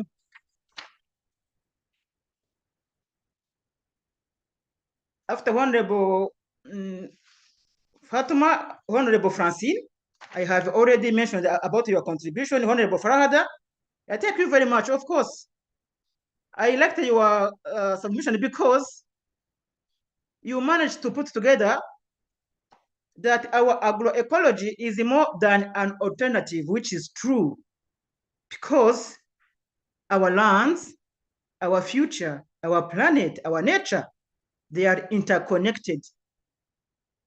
So what we lack is, because we are doing this misalignment you mentioned is the key of priorities. You have to make sure we align the priorities of what we want as we move forward to our food sovereignty. You mentioned the food sovereignty and also food security at the same time. Honorable Mary, my senior, you have been leading, let me call both, because we're moving together in the same car. So I've been advising me as a senior in agricultural domain. I've been the farmer minister.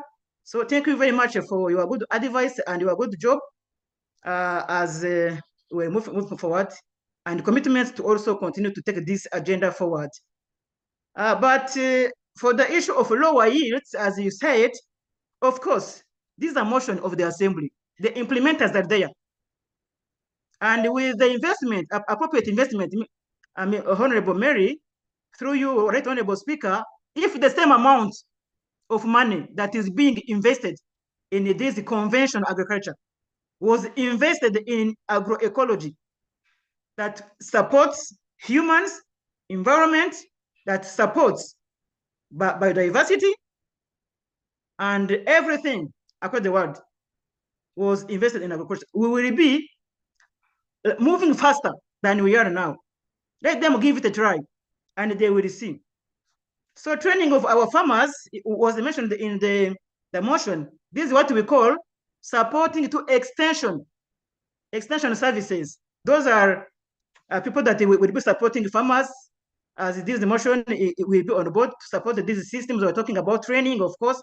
Yeah, very important. You visit the farmers, which is good. But as we are lucky, like you said, because at EAC, we have fertile land. Honorable Sadia, thank you very much for accepting to second this motion. As you appreciate, you mentioned the countries like URT, it's true.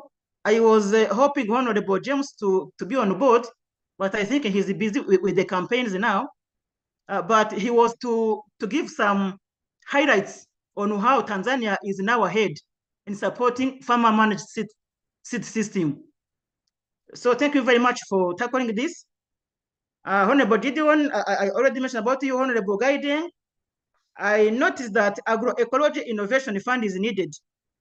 As I also responded to the question of Honorable Saidi, that you challenged the motion that there is nothing new the motion is bringing in. So this is like contradictory to the inputs and interventions of other members. So the agroecology innovation fund would be different from the one we moved under CTI committee. This agriculture, of course, they go hand in hand. So please note that it is key that we support farmers don't have enough means, women, youth. What you are observing with the Gen Zs now, they can support Gen Zs to also be included. So thank you very much. Now I'm going to Honorable Dr. David Ole Sankoko. You mentioned something very important, that supporting this motion is actually should have been done yesterday.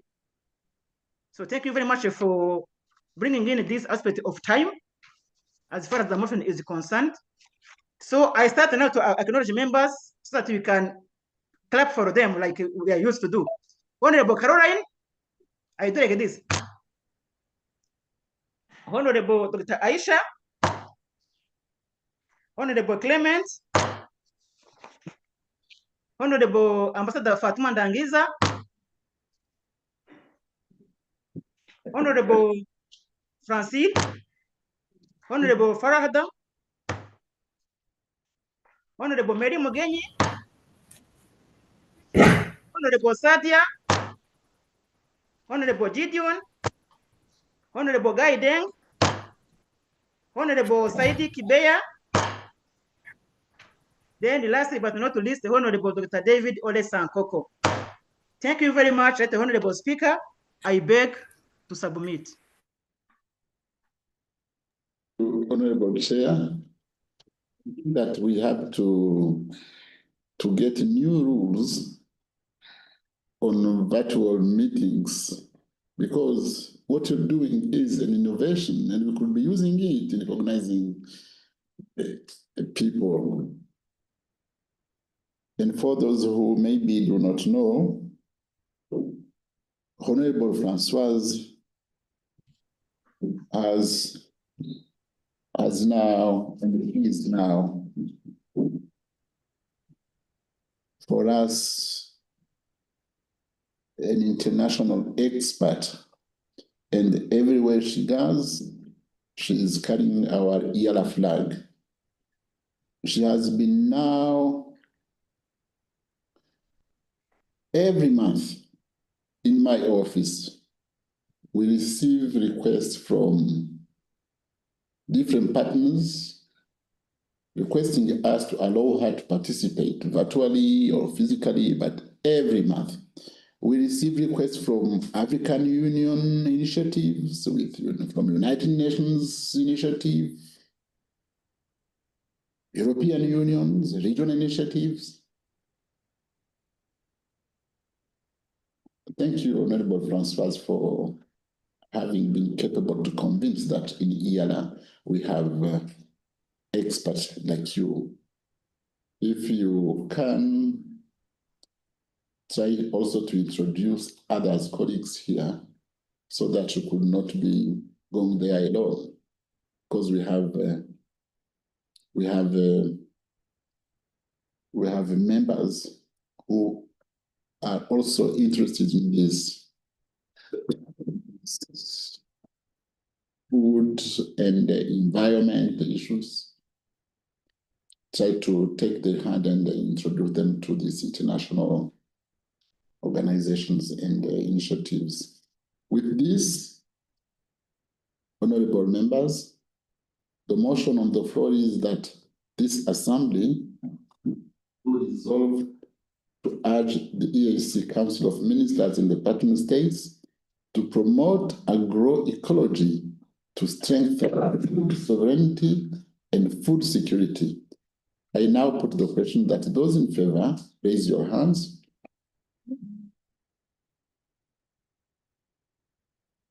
Those to the contrary, raise your hands.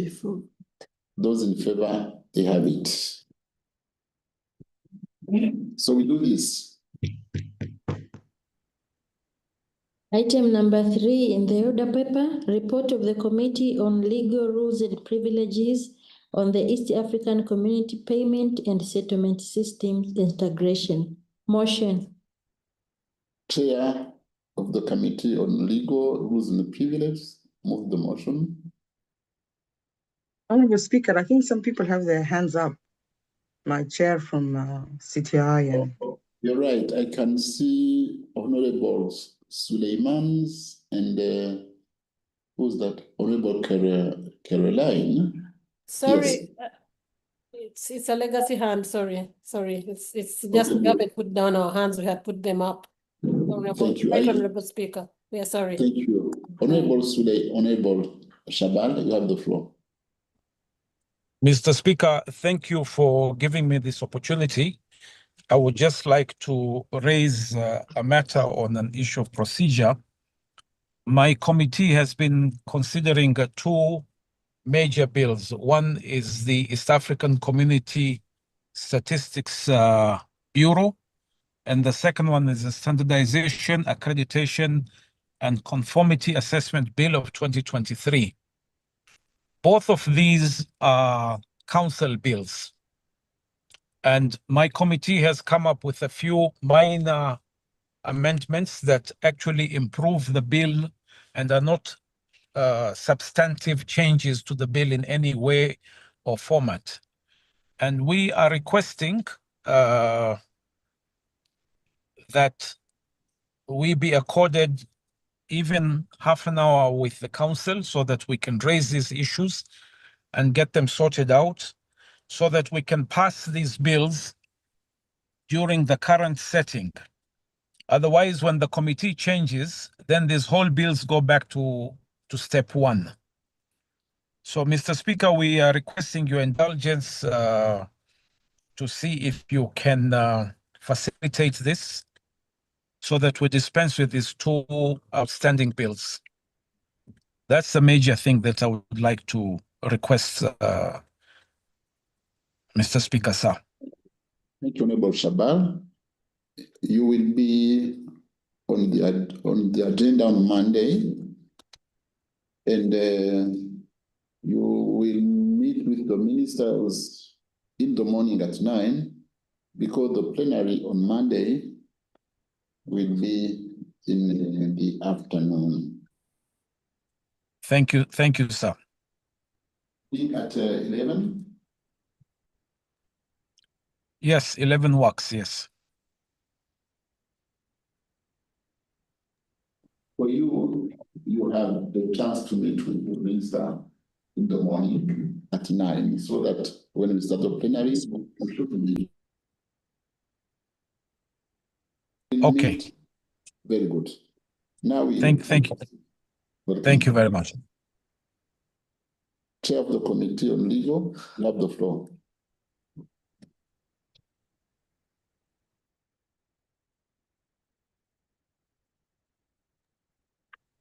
Thank you, Mr. Speaker.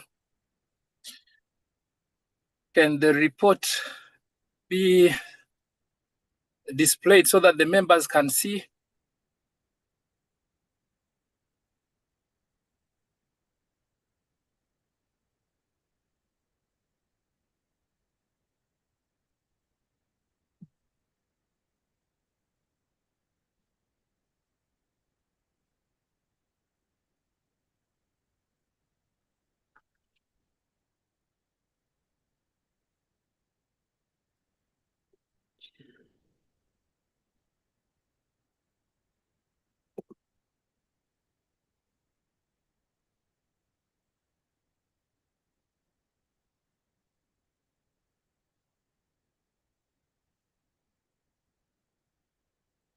Thank you, Mr. Speaker. Mr. Speaker, this is the report on the activity that has been conducted by our committee, the Committee on Legal Rules and Privileges at Uganda. It is relating to the issue of payment and settlement system and integration project. Mr. Speaker, on the background information, the payment system are critical for financial stability, economic development, and the growth of financial ecosystem. The East African Community Secretariat is implementing the EAC payment and settlement system integration project as part of the broader efforts to promote economic integration, trade, and investment in the region. The project is justified by the increasing complexity of financial technology and involving payment system, which necessitates a robust legal and regulatory framework.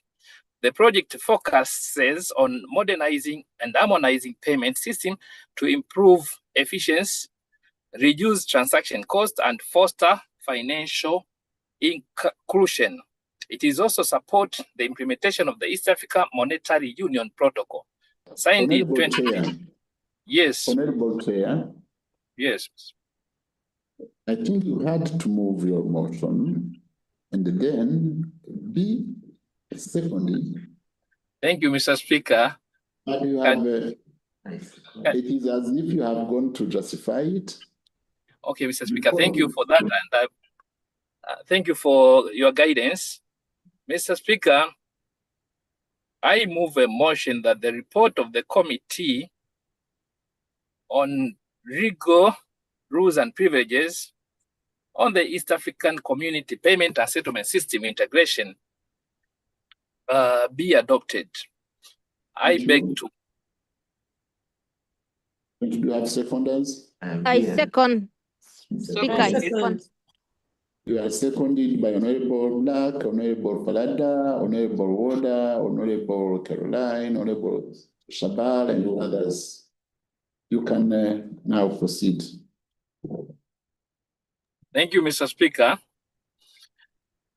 Mr. Speaker, I've read earlier that the project focuses on modernizing and harmonizing payment system to improve efficiency, reduce transaction costs, and foster financial inclusion. It is also support the implementation of the East African Monetary Union Protocol, signed in 2013 and ratified in 2015, which advances a single currency by 2031, supported by regional central bank. The project includes components related to harmonization of financial laws and regulations, as well as capacity building for various stakeholders.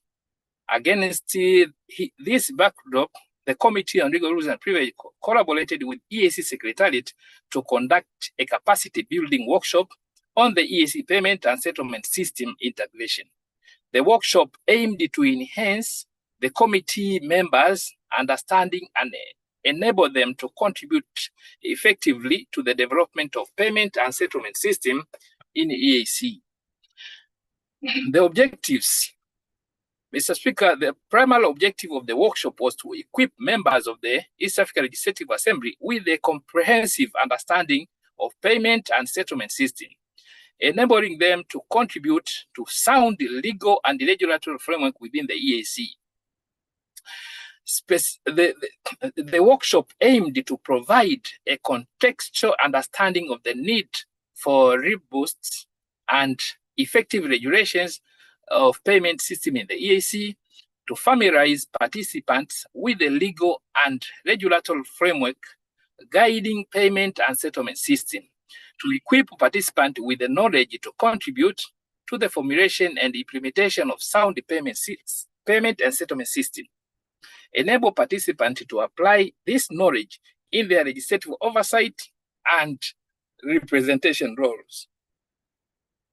Mr. Speaker, the methodology the committee has adopted is as follows. The workshop covered the following topics. The workshop was conducted through lectures and presentation by experts to convey foundational knowledge and introduce key concepts. Case studies were included to illustrate real-world applications of the concept and the framework. Participants were encouraged to share their perspectives and experiences through interactive sessions and group discussions. The workshop covered the following topics.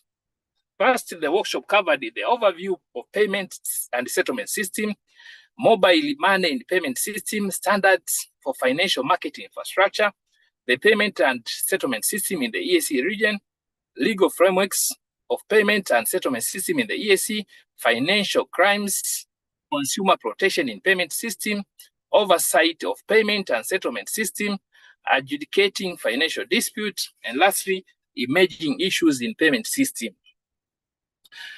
Mr. Speaker, the overview of the EAC payment and settlement system integration.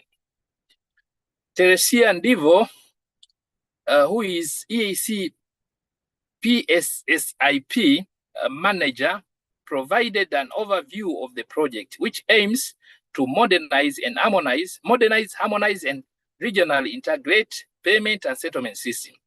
The project addresses fragmented payment system and the lack of harmonized legal framework which hinder cross-border transactions. The EAC PSSIP has three main components. The first component is integration of financial market infrastructure. Here, this component focuses on creating interconnected payment system across the EAC to facilitate seamless cross-border transactions. Secondly, harmonization of financial laws and regulations. This aims to align legal frameworks across member states to support regional integration. And lastly, capacity building. On this, this component focuses on equipping stakeholders with the knowledge and the skills to implement and regulate payment system effectively. Funded by the African Development Bank with grant of UA 15 million, the project was launched in 2014 and is expected to conclude by December 31st, 2024, was expected to be concluded. Its outcome includes sound national and integrated regional, wholesale, and retail payment system, strengthening cross-border funds transfer and improving regulatory and legislative capacity in the EAC partner states. Mr. Speaker, mobile money in payment system. Mr. Fabian Kasore from Bank of Tanzania presented on mobile money in payment system, covering its ecosystem operations, impact, and regulatory considerations.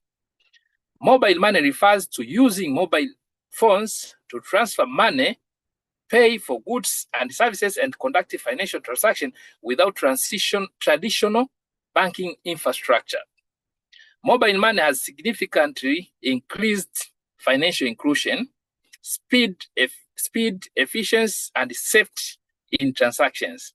Its ecosystem includes service providers, regulators, agents, customers, merchants, and financial institutions.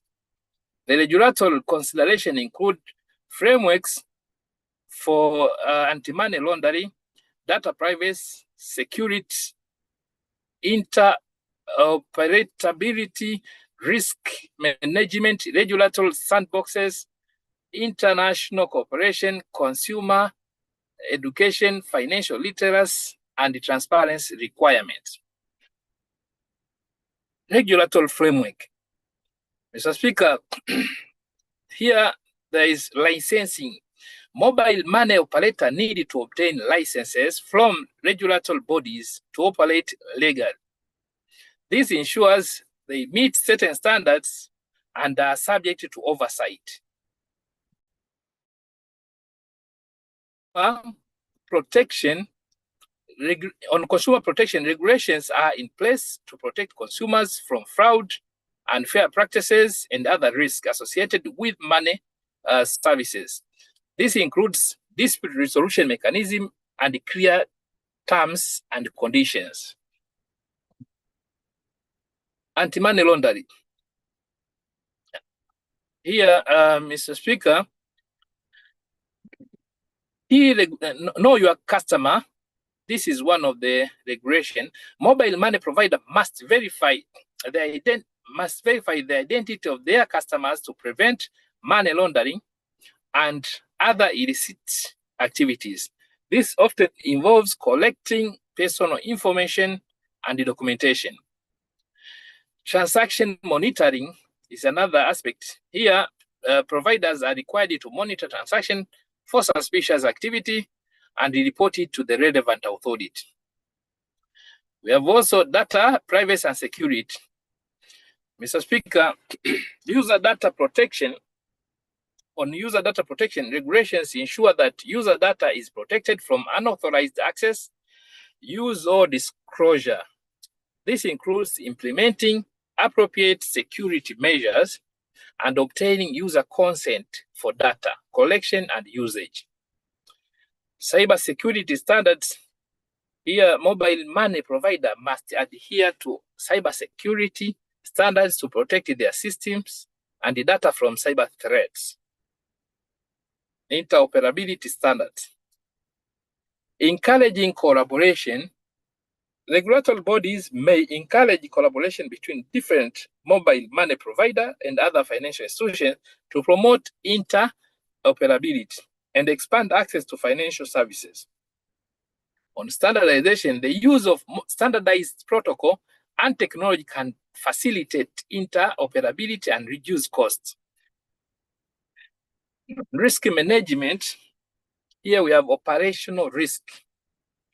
Regulations address the operational risk associated with mobile money services, such as system failures, fraud, and errors.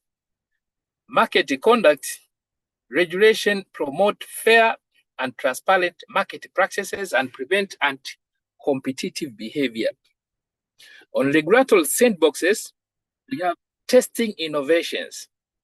Here, regulatory sandboxes provide a controlled environment for testing new mobile money products and services without being subject to the full weight of regulations. On international cooperation, cross-border regulations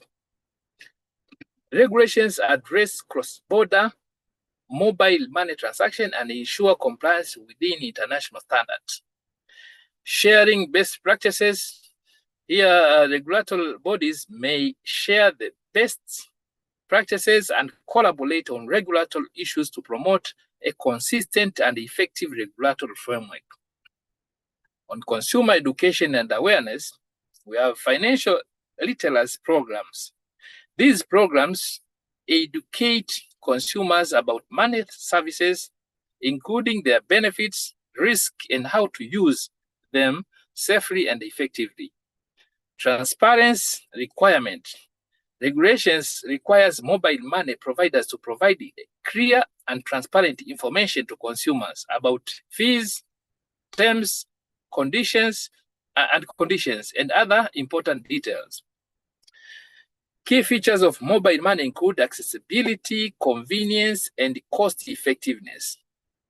Settlement mechanism include bilateral arrangements and the use of retail switches to enable seamless transactions across various platforms.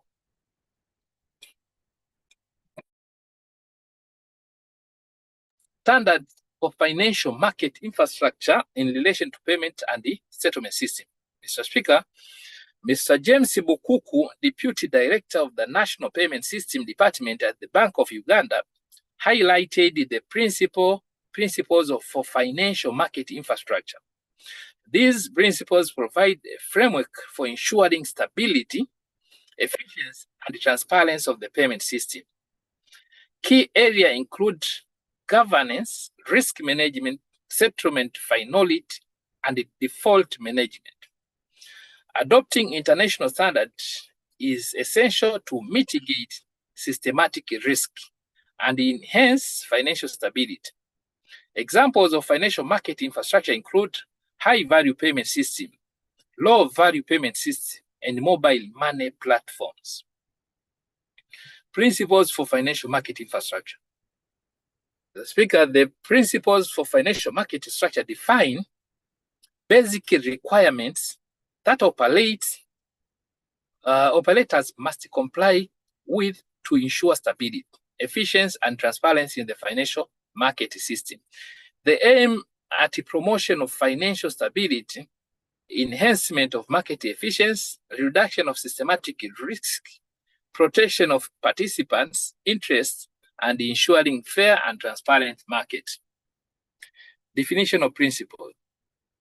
A principle serves as a foundation for a system influencing societal norms, behavior, reasoning, or beliefs. Application of principles. The principle apply to key areas including governance, legal basis, settlement finality, and risk management. Financial market infrastructure and assessment. High-value payment system and the low-value payment system should be periodically assessed. International organization championing the principle for financial market infrastructure. Here we have three organizations. The first one is Bank for International Settlement, International Organization Security Commission, Committee on Payment and Settlement System. International standard and best practices include large value and low payment system oversight, remittance, foreign exchange. Right, Honorable Speaker, I raise on the procedural point of view following our rules of procedure. Right, Honorable Speaker, sitting shall, unless the Assembly otherwise resolves, the ordinary commencement at 9 a.m. in the morning up to 1 p.m. In the afternoon resumes at 2:30 p.m.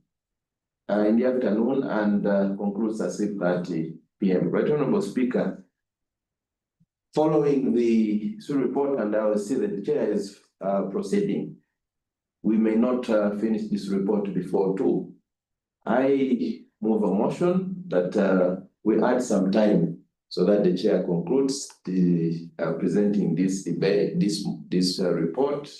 So we also adopt, and then the Right Honorable Speaker, we can close that your will, Right Honorable Speaker. You have seconders? I have to see the seconders. I can see Honorable Umukiza Francoise, Honorable Alex Bahati, Honorable Niramana, Honorable Olivier, Honorable Tazana, and others.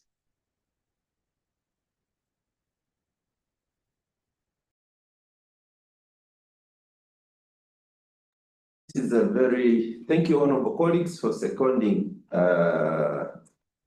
my motion. This is a very important report that is full of a lot of knowledge, and it's not about very sensitive matters that govern our people, issues of mobile money. 90% of our people are so independent, people don't go to the banks anymore, people are cheated, and I think, Honorable Speaker, it's very important that we pick this very important information as members of parliament and representatives from people, so that when we intend to come up with a law, we properly understand.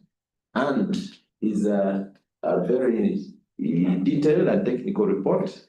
So I believe that the chair needs a bit of some time to present the entire report, given as a summary, and then members interact with it, and eventually we adopt a report as our working document of the Assembly. I beg to move, Right Honourable Speaker. Thank you, Honourable Siranda. I now put to the question that those in favor of the motion raised by Honourable Siranda, raise your hand. You have Honourable Olivier, Honourable Million. I cannot see the name. Million, Dr. Oda. Yes, Honourable Sebastian. Honourable. And the others. Sebastian is Gideon. Oh, yes.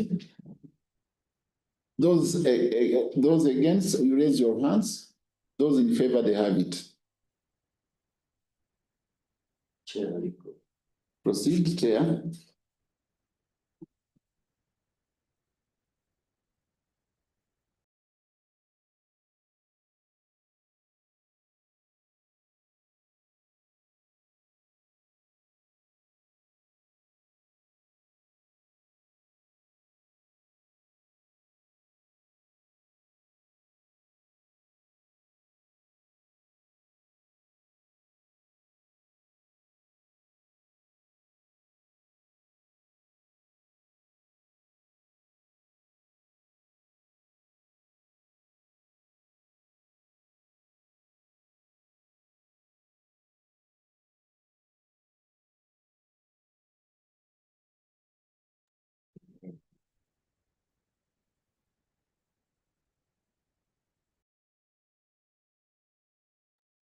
Chair Legal.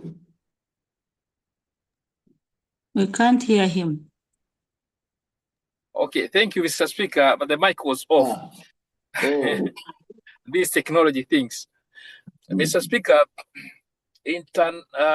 we have 5 central banks' key responsibility in respect of financial market infrastructure, which includes regulation, supervision, and oversight of financial market infrastructure, powers and resources, disclosure of policies, application of principles for financial market infrastructure, and lastly, cooperation with other authorities. The oversight role, compliance with the international standards is guided by the principle of financial market infrastructure, issued by the Committee for Payment and Settlement System and the Bank for International Settlement. Legal frameworks of payments and the settlement system in the EAC region, in our region. Mr. Speaker, Mr. Richard Kwachi from the Central Bank of Kenya emphasized the importance of harmonizing laws to support regional integration and ensure the enforceability of the contract. Key legal areas include settlement finality, netting arrangements, and consumer protection. He highlighted the need for harmonized legal frameworks across the EAC to address issues such as conflict of laws, enforceability of contracts, and data protection. Countries in the EAC region, including Kenya, Rwanda, Tanzania, and Uganda, have established legal frameworks that conform to international standards, such as the principles for financial market infrastructure. Analysis of legal frameworks, payment and settlement system in EAC region. Key laws adopted refer to anti-money laundering and combating the financing of terrorism, anti-corruption, economic crimes, banking, central banking, and civil and criminal, competition, computer misuse, and cybercrime, consumer protection, data protection, and national payment system. Settlement finality. Settlement finality is the discharge of an obligation by a transfer of funds and/or a transfer of security that have become irrevocable and unconditional. Kenya, Rwanda, and Tanzania and Uganda have established the primary payment system legal frameworks that conform to Principle 8 of the Principles for Financial Market Infrastructure. Netting arrangement. Or netting arrangement, netting arrangement is the process where parties agree to aggregate payment across agreements to simplify and reduce payment obligations. Kenya, Rwanda, Tanzania, and Uganda have established the primary payment system legal frameworks that address netting arrangement prescriptively or descriptively. Issues on enforceability.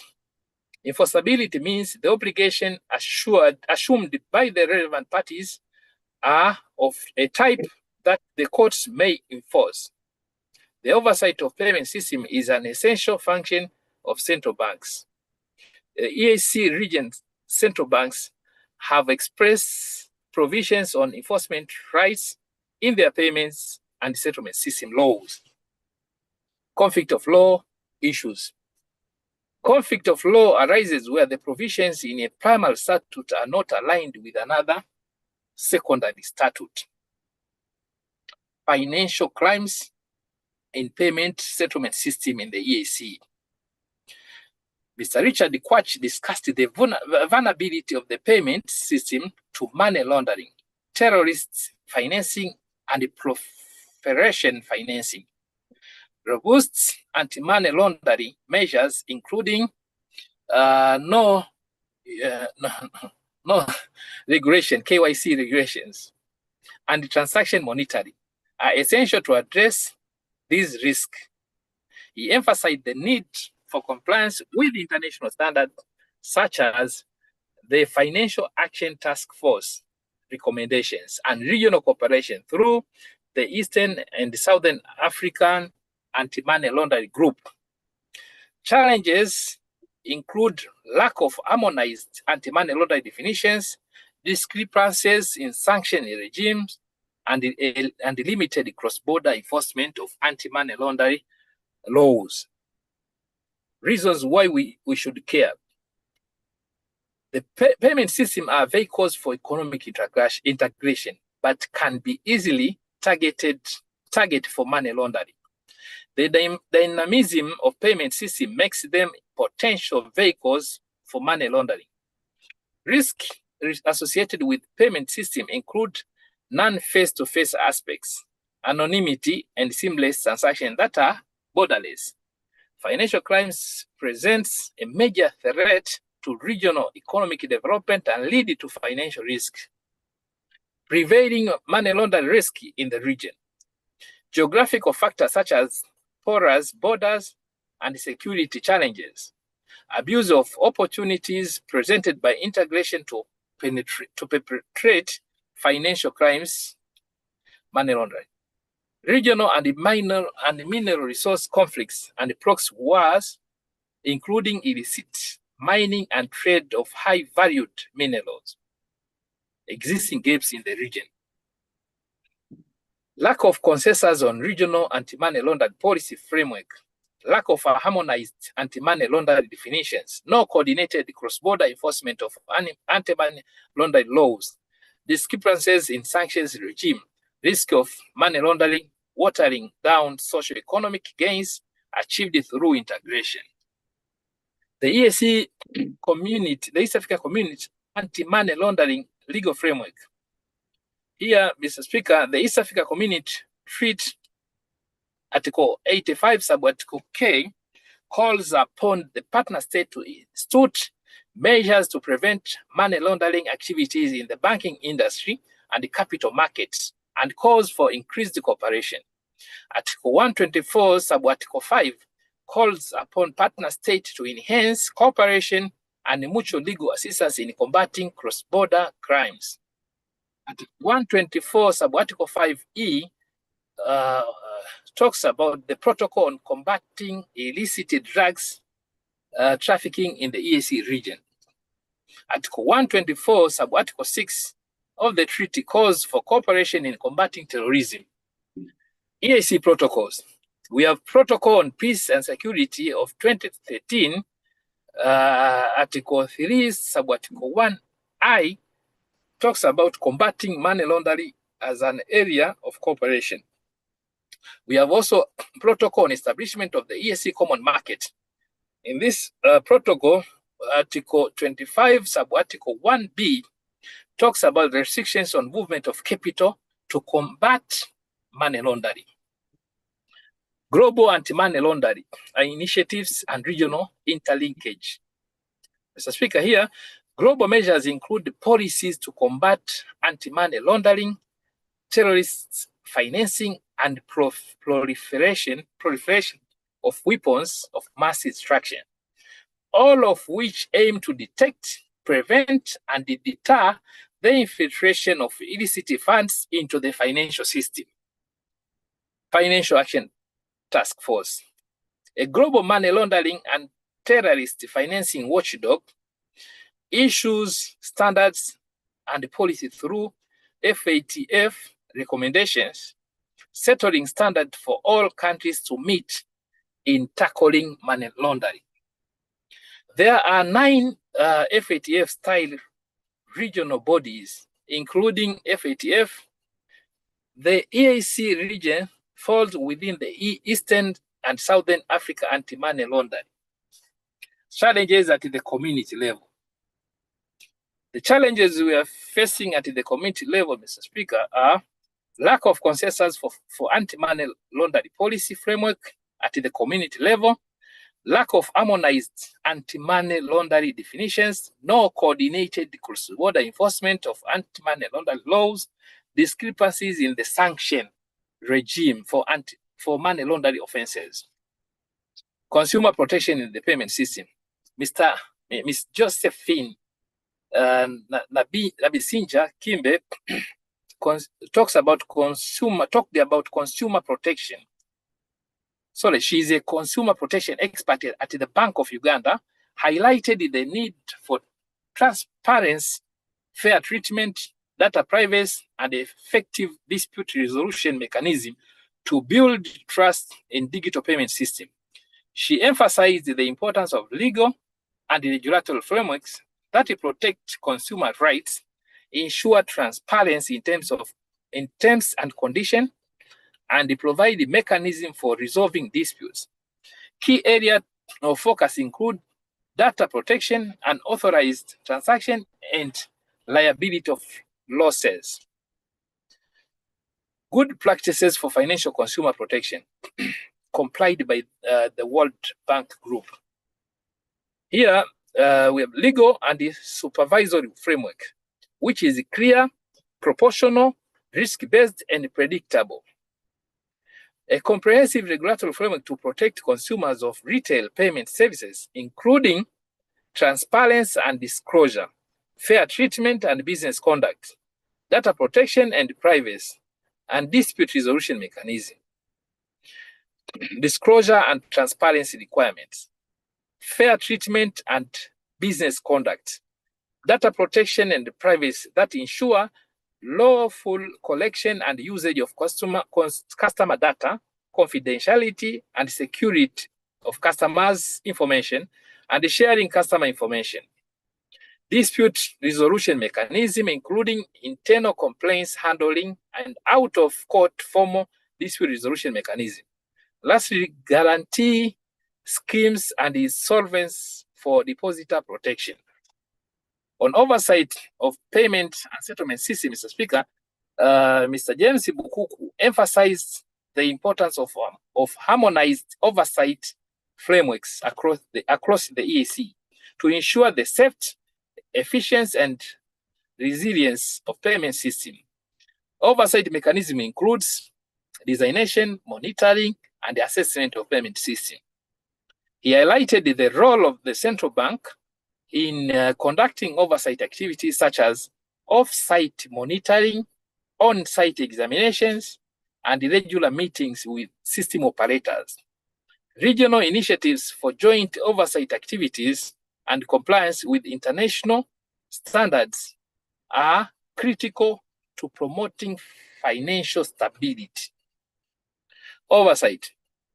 The payment and settlement system oversight is a central banking function and a public policy activity.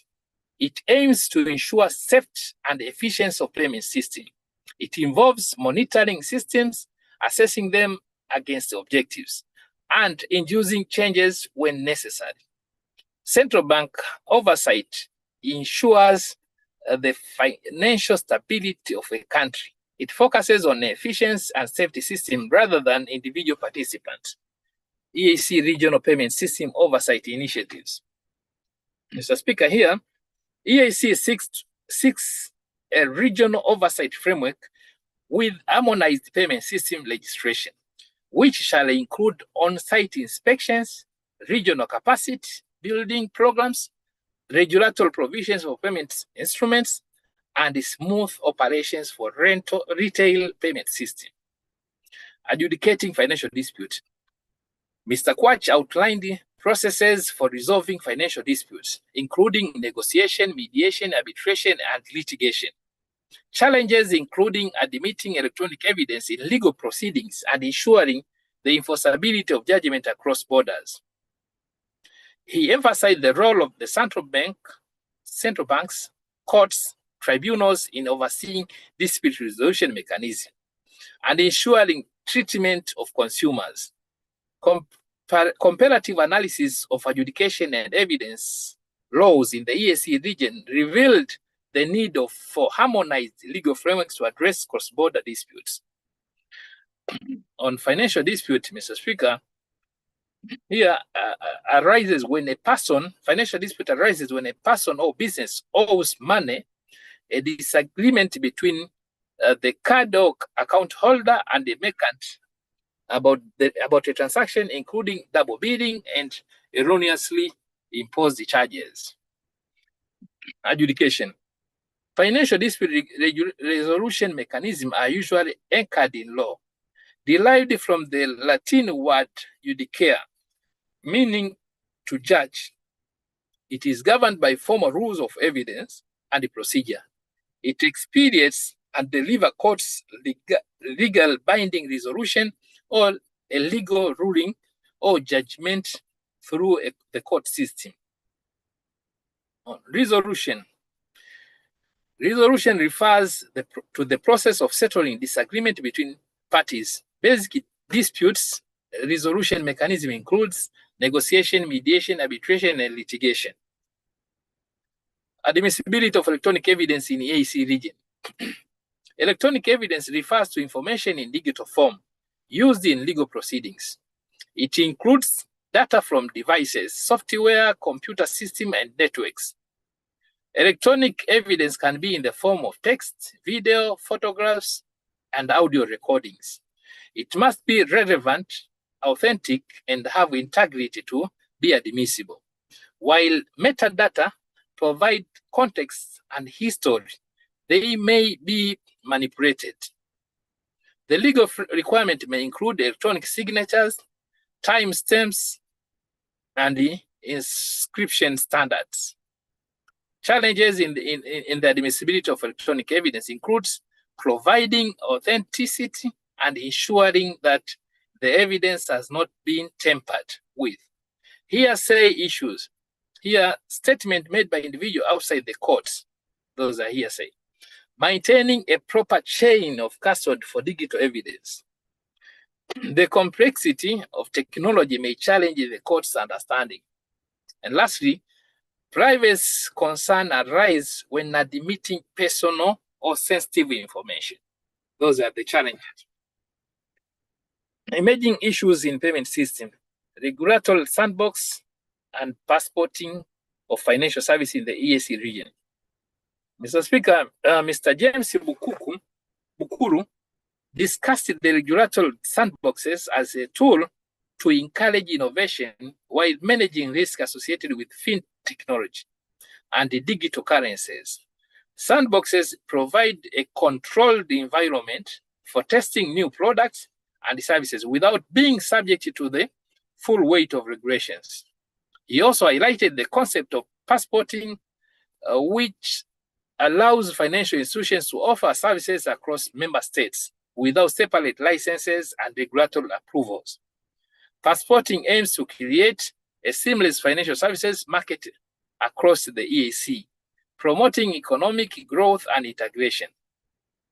Regulatory sandboxes. Sandbox, general definition, say an environment that allows one the freedom to test out a new thing without any restriction. That is the general definition. Fintech space definition as an isolated testing environment that enables users to run programs or often files without affecting the application system or platform on which they run. Why are central banks interested in sandboxes? Sandboxes are deployed to address risk that could be introduced in the financial sector or system to mitigate the unintended consequences of regulation, which can stifle innovation and create high barriers to entry. Importance of a sandbox. First one is encouraging innovation without cumbersome regulations, stifling creativity, facilitate partnership with the banking sector, and to cooperate blockchain technology without breaking rules, inform regulators on more inclusive regulation using an evidence-based approach, protect consumer rights through rigorous testing, enable market growth through new solutions and market segments. Passporting of financial services in the EAC region. What is passporting? The ability of financial institutions to offer services across member states without separate licenses or regulatory approvals.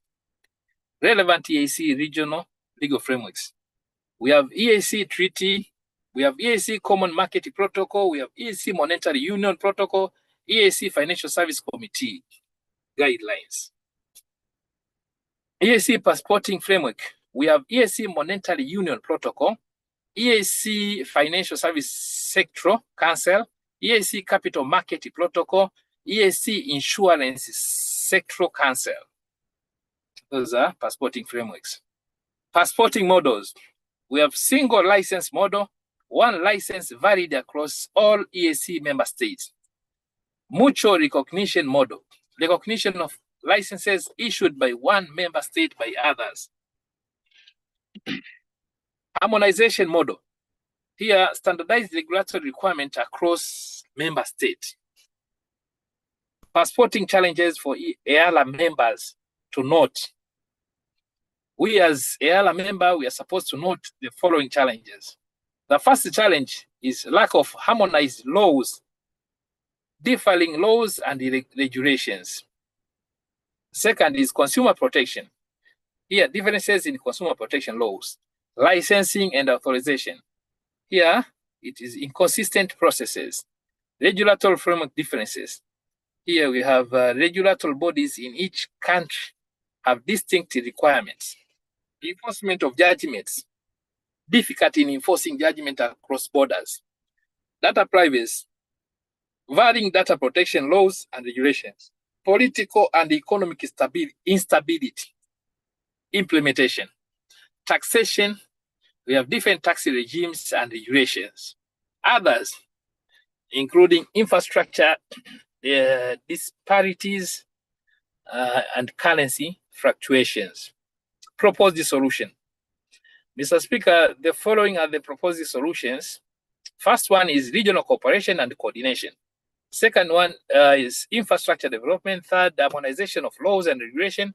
Fourth, standardized licensing and authorization processes. Fifth, establishment of regional regulatory body. Sixth, enhanced consumer protection mechanism. Seventh, data protection harmonization. Eighth, dispute resolution mechanism. And ninth, taxation harmonization. Emerging issues in the payment system, fintech, and the digital currencies. Mr. James Bukuku explored the impact of fintech and digital currency on payment system, covering their definitions, characteristics, advantages, challenges, and regulatory consideration. Fintech combine finances and technology to improve, automate, or disrupt traditional financial services. They provide innovative solutions for payments, banking, lending, investing, and insurance. Digital currencies such as cryptocurrencies and central bank digital currencies are transforming the financial landscape by offering fast, efficient, and secure transactions. Regulatory challenges include addressing cyber security risk, ensuring compliance with anti-money laundering requirements, and managing the volatility of digital currencies.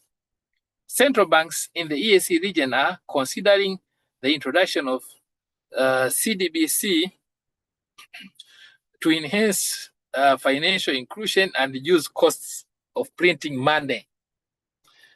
Outcomes and recommendation. Mr. Speaker, these are the outcomes and recommendation. The workshop concluded with the following outcomes and recommendation. First is participant provided positive feedback, highlighting the relevance of the topic and the quality of the presentation. They emphasize the need for more such workshops to deepen the understanding of payment system and their role in the regional integration. Harmonization of the legal frameworks. There is an urgent need for harmonized legal and regulatory frameworks across the East African community. East Africa community member states to support the integration of payment system. Capacity building. Continuous capacity building programs are essential to equip legislators with the knowledge to address emerging issues in payment system. Consumer protection. Strengthening in consumer protection mechanism is critical to building trust in digital payment system. Regulatory sandbox. Regulatory sandboxes should be adopted to encourage innovation while managing risk associated with fintech and digital currencies. We have also recommended for regional cooperation. Enhanced regional cooperation is necessary to address cross-border challenges and promote economic integration. Conclusion, Mr. Speaker, the workshop successfully achieved its objectives by equipping participants with the knowledge and skills to contribute to the development and implementation of robust payments and settlement system in the EAC. The discussion and recommendation will inform future initiatives aimed at promoting financial stability and economic integration in the region. Mr. Speaker, I beg to submit. Thank you, Honorable Chair. Thank you for this report. And with this, I have the motion on the floor, which is that the report of the Committee on Legal Rules and Privileges of this African Community Payment and the Settlement Systems Integration be adopted.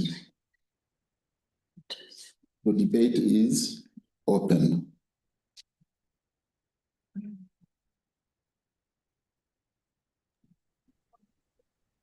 Excuse me, Right Honorable Speaker. Yes, Honorable Ndangiza. Yeah, thank you, Right Honorable. Then after you, we'll have Honorable Adodi and Honorable Aisha Miramana. Do we have others? Yes, Honorable, my hand is up. But I wish that the members of the committee would come after others. Those are not. For those who are not, good. Honorable Ndangiza, are you a member? I'm not, and that's why I'm excited to. Very good. Honorable Ndangiza. To say and ask you a few questions. Yeah, thank you, Right Honorable. Yeah. I'm not a member as well. Honorable Nyiramana. Please, honorable members, try to be short because Time is running. They have the floor. Thank you, Right Honorable Speaker.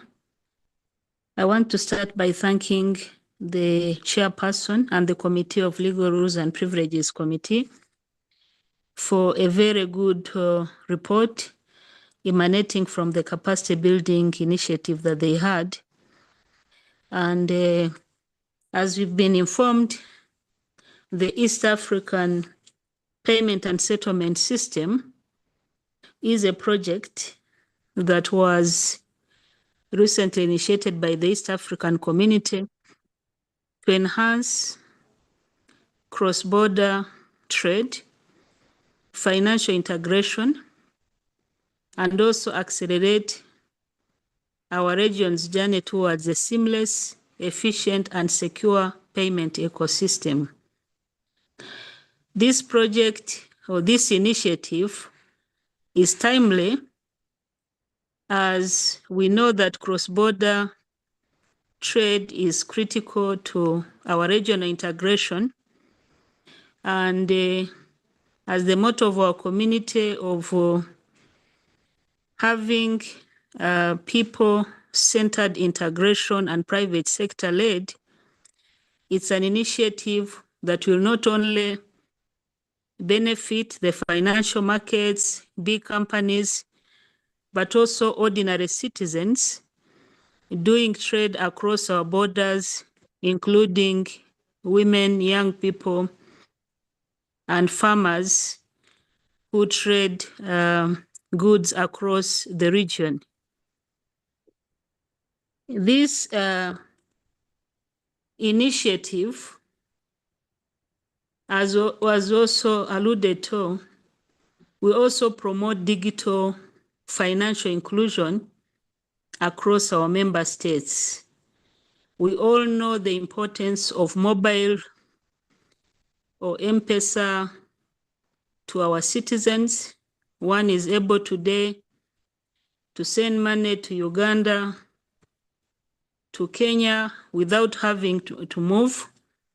And this is normally done at a low transaction cost, probably when you compare to doing it through Western Union or other complicated ways of transferring money. However, this initiative still has some challenges, such as the issue of harmonization, interconnectedness or interoperability, and also having harmonized regular frameworks. We also note that it's only a few countries, not few countries, but 5 countries of our community: Kenya, URT, Uganda, Rwanda. I don't know whether I've forgotten another one, but I think it's those 4 partner states, and yet we know we are 8 partner states. So I just wanted to know from the chairperson why other partner states are not interested in this project, or could it have started as a pilot program? Because it's important that we move together as East Africans. I would wish to see Burundi, RSS, Somalia, and the DRC also joining, so that we can connect our payment system. So that is my first question. The second question I have is, this initiative is funded by development partners, including ADB and World Bank. So I just wanted to know what happens at the end of this project. Is there a way that East African community or our partner states will ensure sustainability of this great initiative? Otherwise, I support this payment system that will even lay ground for monetary union and also other pillars of integration. With that, I would like to support Right Honorable Speaker. Thank you. Thank you, Honorable Dangiza. The chair will respond when he will be replying to the contribution. Now, I give them to Honorable Alodi. Thank you, Right Honorable Speaker. I want to first thank the committee for the report, particularly for venturing into doing this workshop on payment and settlement system, because I think it touches on the very core of our integration agenda, which ideally should be seamless cross-border trade and financial inclusion, and along the way, digital transformation. So I want to highlight a few things, a few key aspects. One, the current regional ecosystem that we have, which I think is missing a key thing. And also for the sake of information, to also talk about, you might be aware that there is a Pan-African payment settlement system, and then the ongoing rollout of the EAC payment system. So as was shared, I think it's only 4 partner states of our region that have integrated the East African payment system, which essentially enables real-time settlements in local currencies for transfers. I think this is very commendable. I know, I'm not sure if maybe some members might have seen, if you transfer money from an account in Kenya to, let's say, an account in Rwanda, it's done directly on that day. So there is no need to wait for settlement.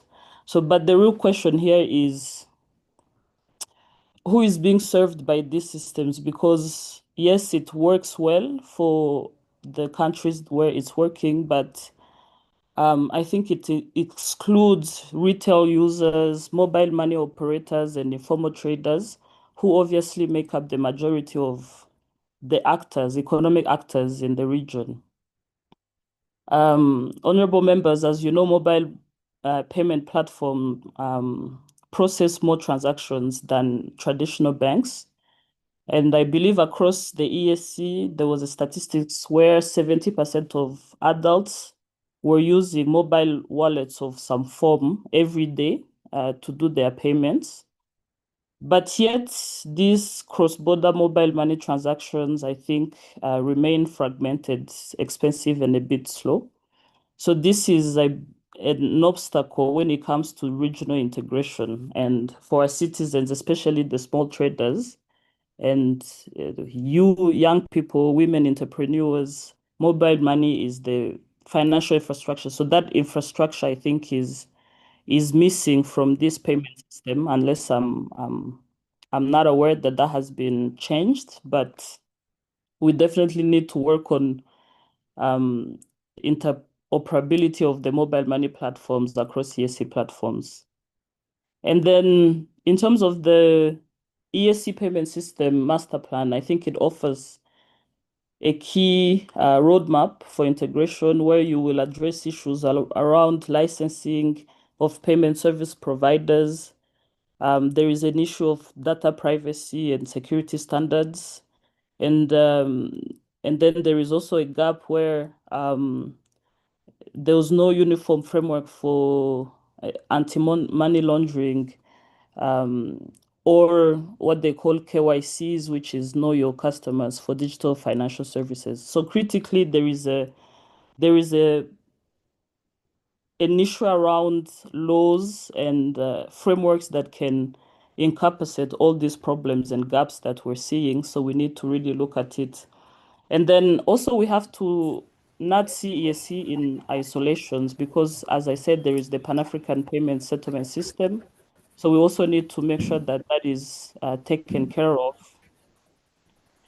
And maybe lastly, I want to talk about this thing on sandboxes, regulatory sandboxes, which I know, particularly with the National Bank of Rwanda, there is a huge investment into sandboxes to make sure that fintech innovators are allowed to come up with new technologies under these sandboxes. And I also know, I think Kenya and Uganda and Tanzania, they've also issued some sandbox regulations. So this is extremely crucial in terms of initiating innovation. So also these are extremely important. So I wanted to highlight that. Yeah, those were my main contributions, and I thank you, Right Honorable Speaker, for the floor. Thank you.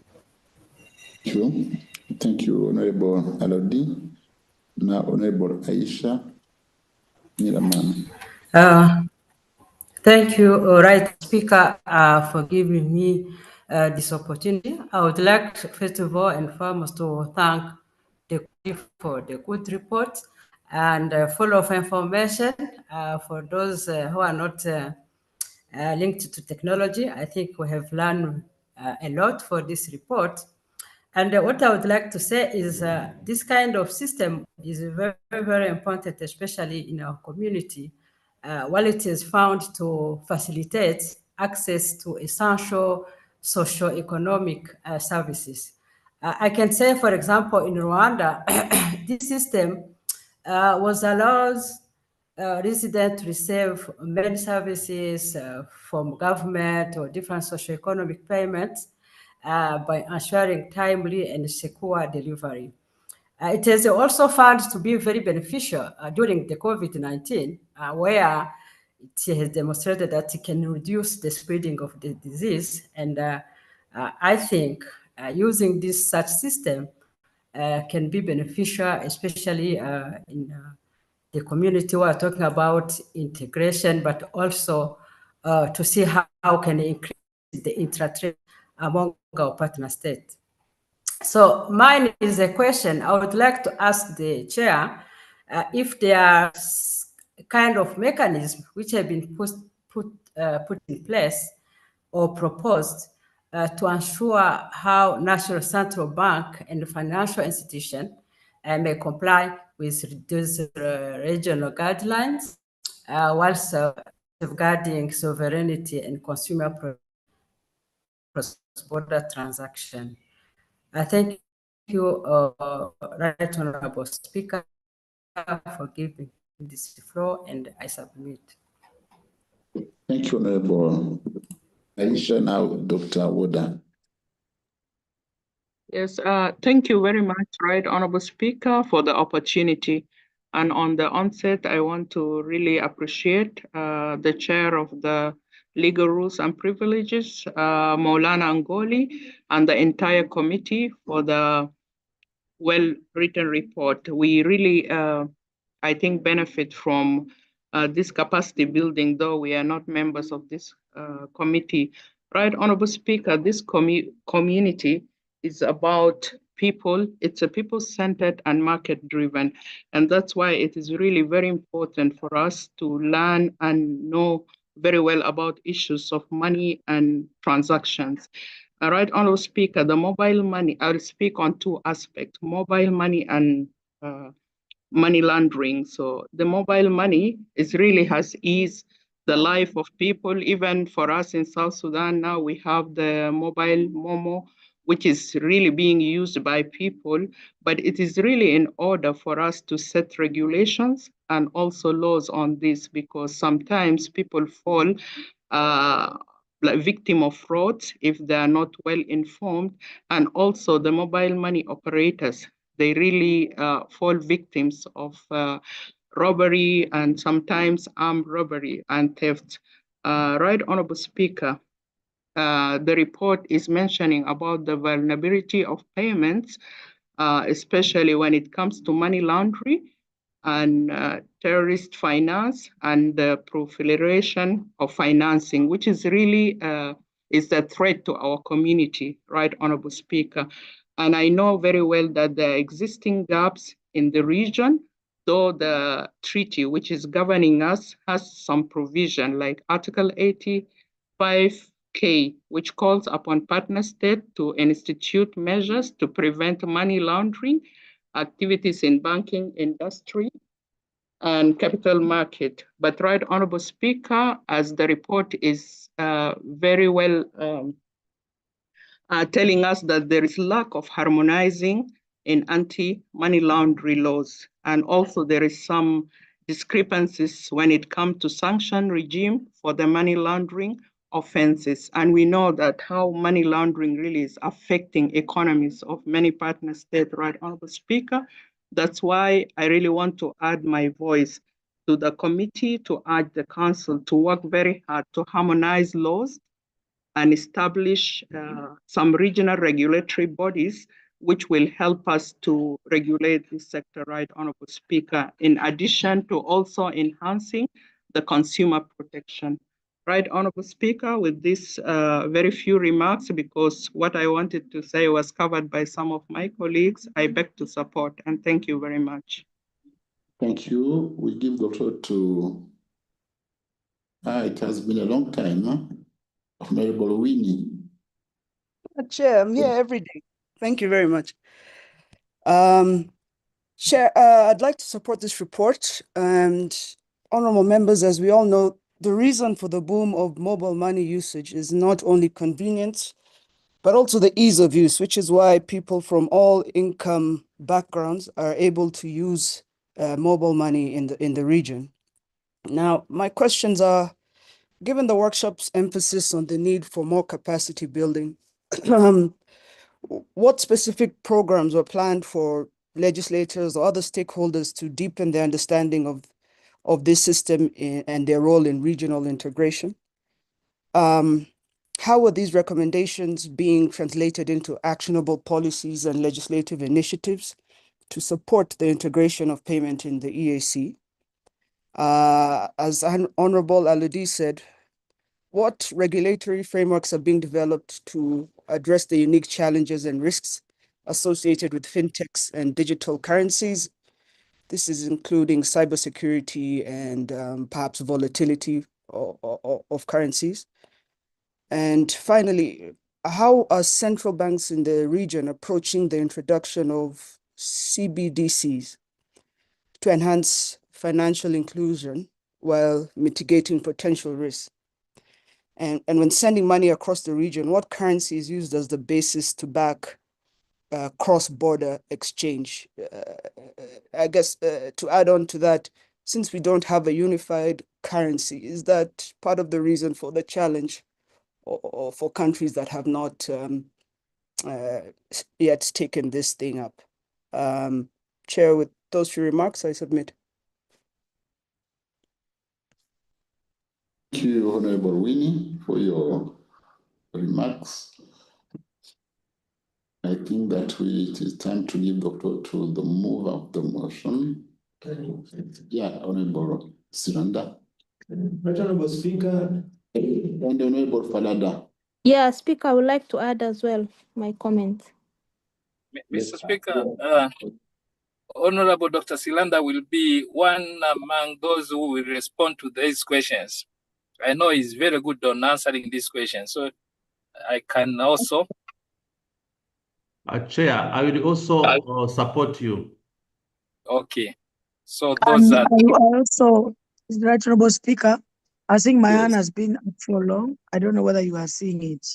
So, Mr. Speaker, we also have Musangabato. These are expertise on these areas. Honorable Chair, let's go one by one. There are some members who wanted to contribute that didn't maybe raise their hands. I cannot see them. The voice I was hearing was from Honorable Amongini.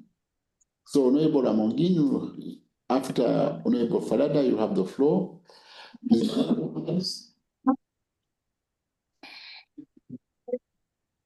So Honorable Falada, you have the floor. Thank you, Speaker. And I would like to add some comments on the report.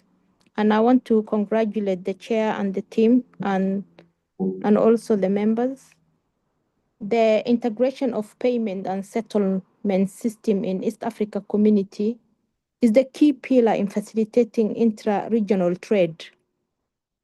I have a couple of questions. on the policy and the legal framework. I would like to ask the chair and the team, what are the legal framework, what are the legal reforms that are required at the national and regional level to support the full integration of payment and settlement system across the East Africa community? Are all the partner states at the same level of readiness in terms of legal and institutional frameworks? If not, what is the roadmap to alignment? And how does the East Africa plan to ensure compliance and enforcement across jurisdiction with different legal system and financial laws? And thank you, Mr. Speaker, and I stand to support the report. Only on those questions that I've asked here. Thank you. You are welcome. Now, Honorable Amongin. Thank you, Right Honorable Speaker and honorable members. I would like also to add my voice to commend the report committee for the report well presented. And I would like to say that if we are to emphasize the e-payment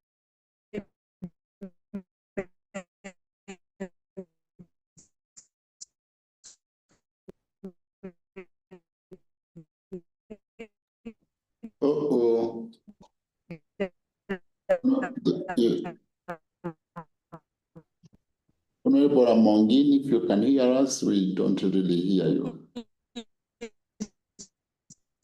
Your voice is completely disturbed.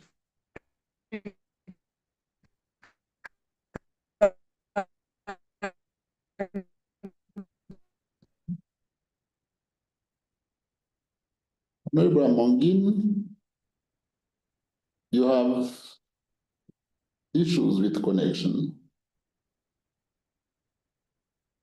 Can you try again and maybe? She's left. I think she'll connect again. Oh, yes. Now we go to Honorable Siranda. Musanga Batwari.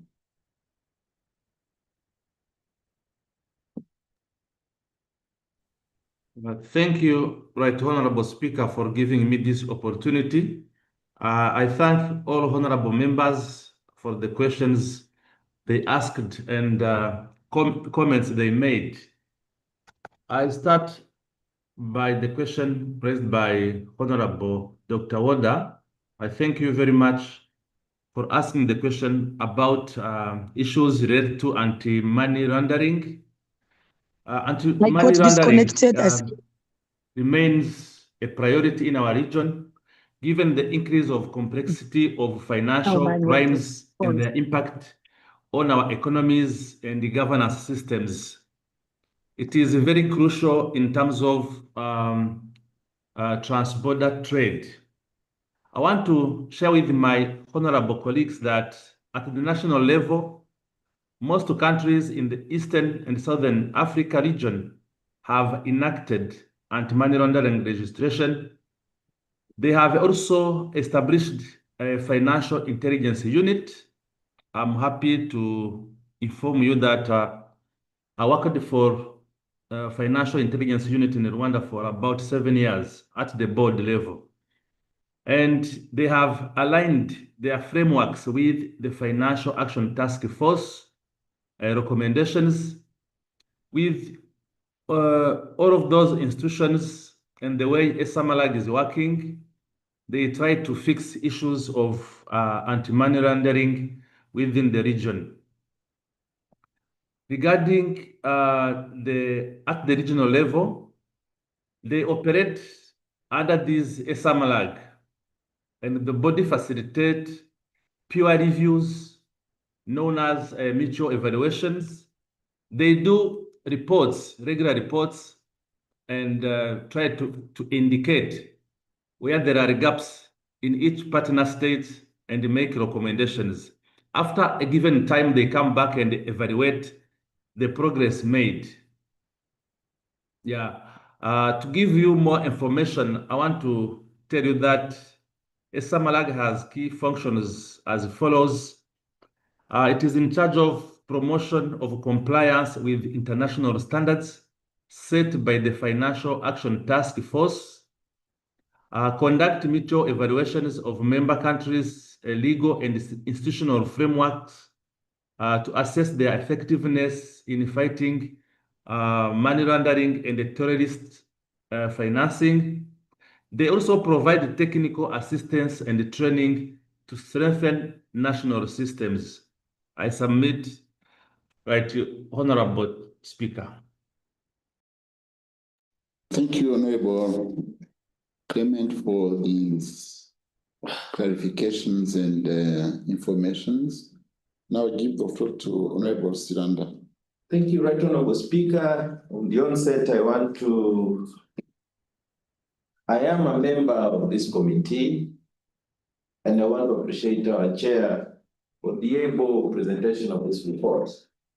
So a lot of the issues in here are very technical, like I said earlier, but it is an important process that will require an overall range of capacity building, Right Honorable Chair, in terms of really doing a seminaring and really making sure that people understand in terms of a lot of these issues. As a committee, we've been in position to learn, but you know that learning is a continuous process. And I will indulge you, Right Honorable Speaker, clerk, through you, Right Honorable Speaker, that this is a set out proper seminar or a workshop for people to understand, because we are legislators and you cannot legislate when you don't understand what you're trying to legislate. A lot of this aspect, and I want to appreciate honorable members for the interest, is that we are trying to have the law that is harmonized for the region. And so that when you work, for instance, if I have an ATM, I can work in any of these countries and I'll be in position to instruct and it gives me the local shillings. What we are trying to find out within this line was a very serious contestation question. If I have deposited money in a mobile number in Burundi, I do not know which number they use in Burundi. I mean the lines, is it Vodafone, is it MTN?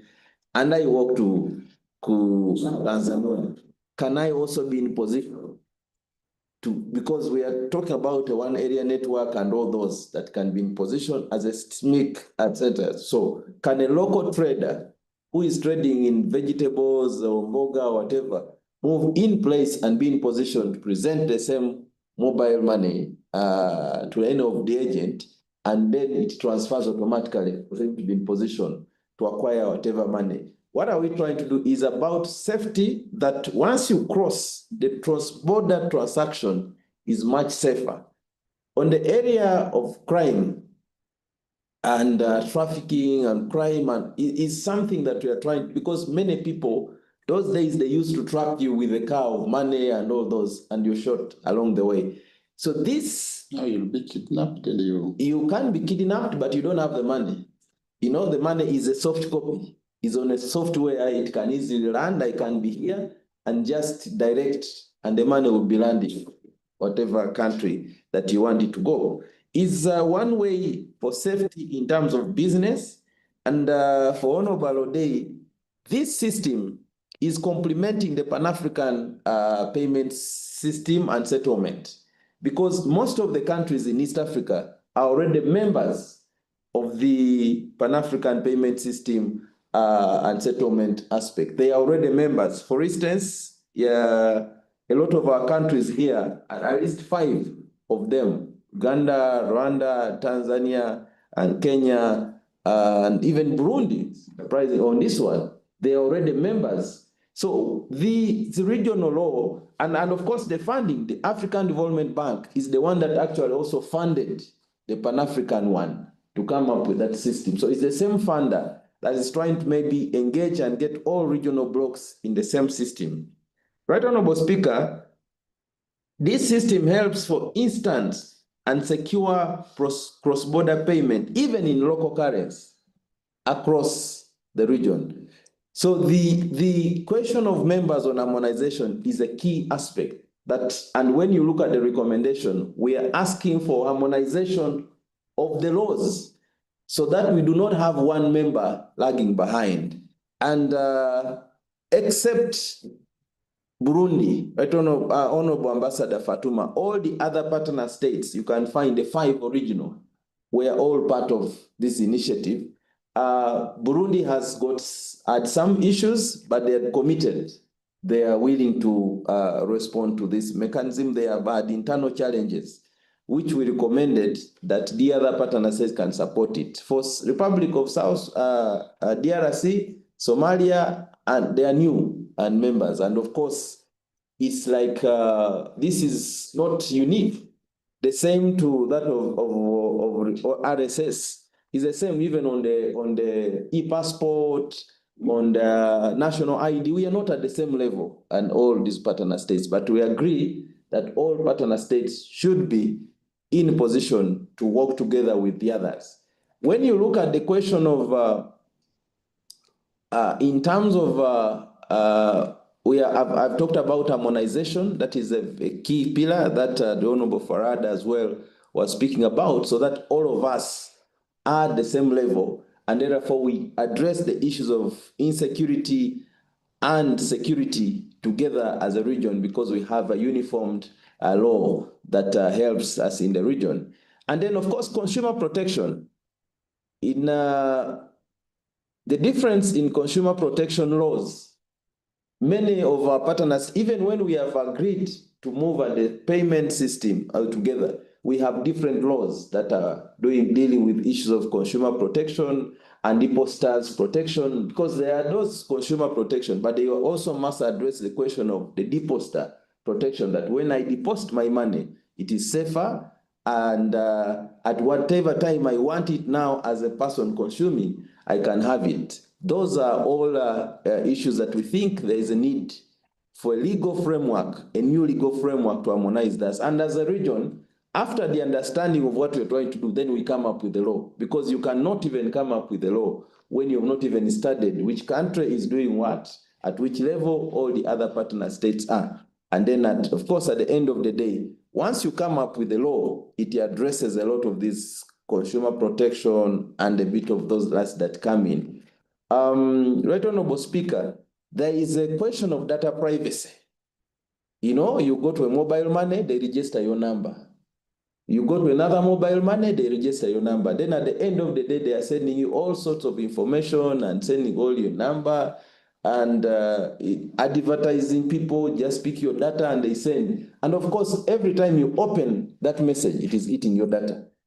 Every time you receive a message, even from a phone line that you don't like, it is eating your data and is filling your space. And those are all aspects that we believe we must find a mechanism on how to address. You're receiving, you're moving, then also thugs now, they can say, you've won this. You know, they send you a message, you've won this particular amount of money. Even when they're not from within the phone line company, they can access your data and send you some such funny information. So there is a need for us to emphasize more on the data privacy and protection laws of within our region. But Honorable Speaker, I do not want to say a lot of things, but I think to appreciate honorable colleagues and our chair that a lot of the contributions that they have brought in are contributions for us to improve. And when I opened in my contribution, the need for us to do a capacity building and also to support, in our other recommendation is to find means on how do we support as a community the other partner states that are not moving together in line with this. But honestly speaking, this is where the world has gone. You can go to some countries and you have your cash. Right, Honorable Speaker, you will not find what to buy if you're using cash. They will send you to some, maybe check at the other shop. You must, even when you have the money. This happened to me one time at the airport. I had an extra luggage and they needed me to pay. I had the cash in dollars. They refused to take it. They told me, go find a way of where you put it on some machine and you have soft copy money. So it's the right line that we are going to, and our people will be safer in this question of aspect. I believe that regional integration cannot be discussed without the question of having how we do the harmonization and move with the other countries and the world where it is going. Right, Honorable Speaker, I beg to contribute by supporting this report as entirely. I already signed. It's just my, I'm just re-echoing what the chair has said, and I want to appreciate you, Chair, and hand to you. Information, Chair. Information. Yeah, thank you, Right Honorable Speaker, for giving me opportunity again. There was a very crucial question raised by Honorable Fatuma Ndangiza about the EAC payment system project, which is currently donor funded. She asked what sustainability measures are in place to ensure its continuity, ownership, and so on. Right, Honorable Speaker, relying heavily on external funding raises concerns about long-term sustainability. There is two ways. One, luckily the project will be still there. The second one, partner states will mobilize the fund to incorporate or to implement this project in the partner states which are not in order or behind. I think I take this opportunity to urge the Council to speed up the implementation of EAC payment system project in partner states where they have not yet started. I submit, Right Honorable Speaker. Thank you. I can see Honorable Alodi raising her hand. Yes, please. I just had a small question to our members. First of all, thank you for the information you've provided. It's very helpful. But on the side of mobile money, what's the status of integrating it into the system? Because as I said, those are the people that are using more transactions. And if you can transact from M-Pesa to, let's say, MTN mobile money in Rwanda, that would be easier for most people. So I just wanted to know if you know any information on that. Honorable Speaker, can I just say a few? I think that was a big question that I said that when you go to Burundi, you deposit your money, you should be in position to come to URT and just go to a mobile money and withdraw the way I do in the bank. But the question when we raised to the technical expert then was that we are even still struggling to have a one area network. We still have a struggle to even make sure that all our calls are uniform in terms of one area network and all those. But going forward, the assurance was that if we all, first of all, come at the same page, even in terms of the 5 countries, in terms of making sure that we are at the same level, in terms of the same pace, we will be in position to deal with this, because most of our local people, they don't even have a bank account. It is even a costly bring this LC and all those. And it also moves hand in hand with the system in terms of ID, because when you register for the national ID, I mean for mobile money, you must take your details and data at the same level. The other 3 countries, Rwanda, Uganda, Kenya, can now speak about the same uniformity because the system works in tandem. So there are things that must be worked on first for us to get that level, so that when you go to a mobile money and you use your ID to register, a person in Burundi who is giving you that money, the way this bank system works, all your information comes, they are in a position to tell that you are the person that is asking for this money in line of one, and to avoid a lot of writing, register here and all those. So Honorable Alode is a right call, but it calls for us to do a lot of the other harmonization that are pending for us to get there. And then maybe once we have that and have all the other partner states on board, then we can now speak uniform at the same level. But as we speak now, we are not even at the same level of implementation. We are not at the same level of harmonizing the laws in terms of all. So the first thing to do is what this initiative or system is trying to apply is for us to get that level.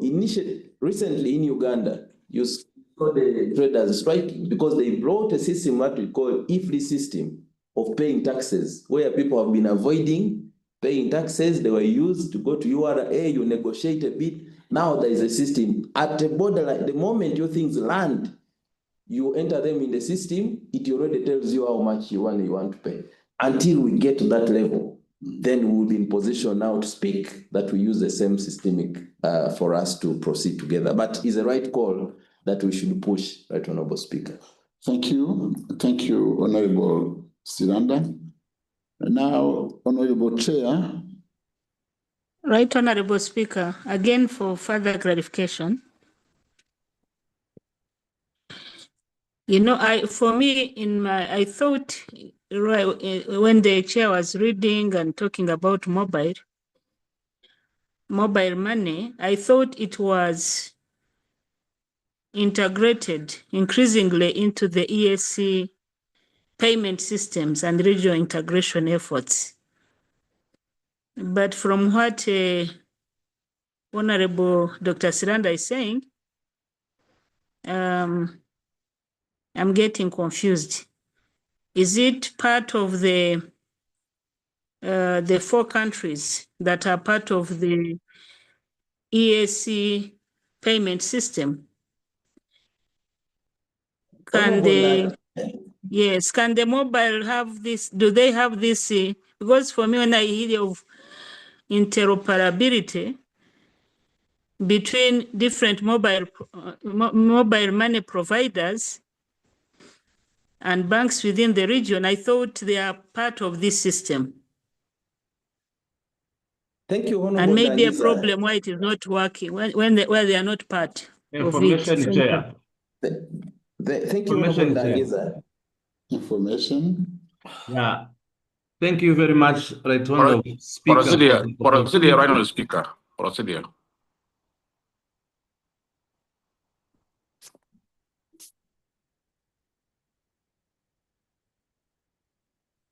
Can I continue, Right Honorable Speaker? Procedure, Right Honorable Speaker.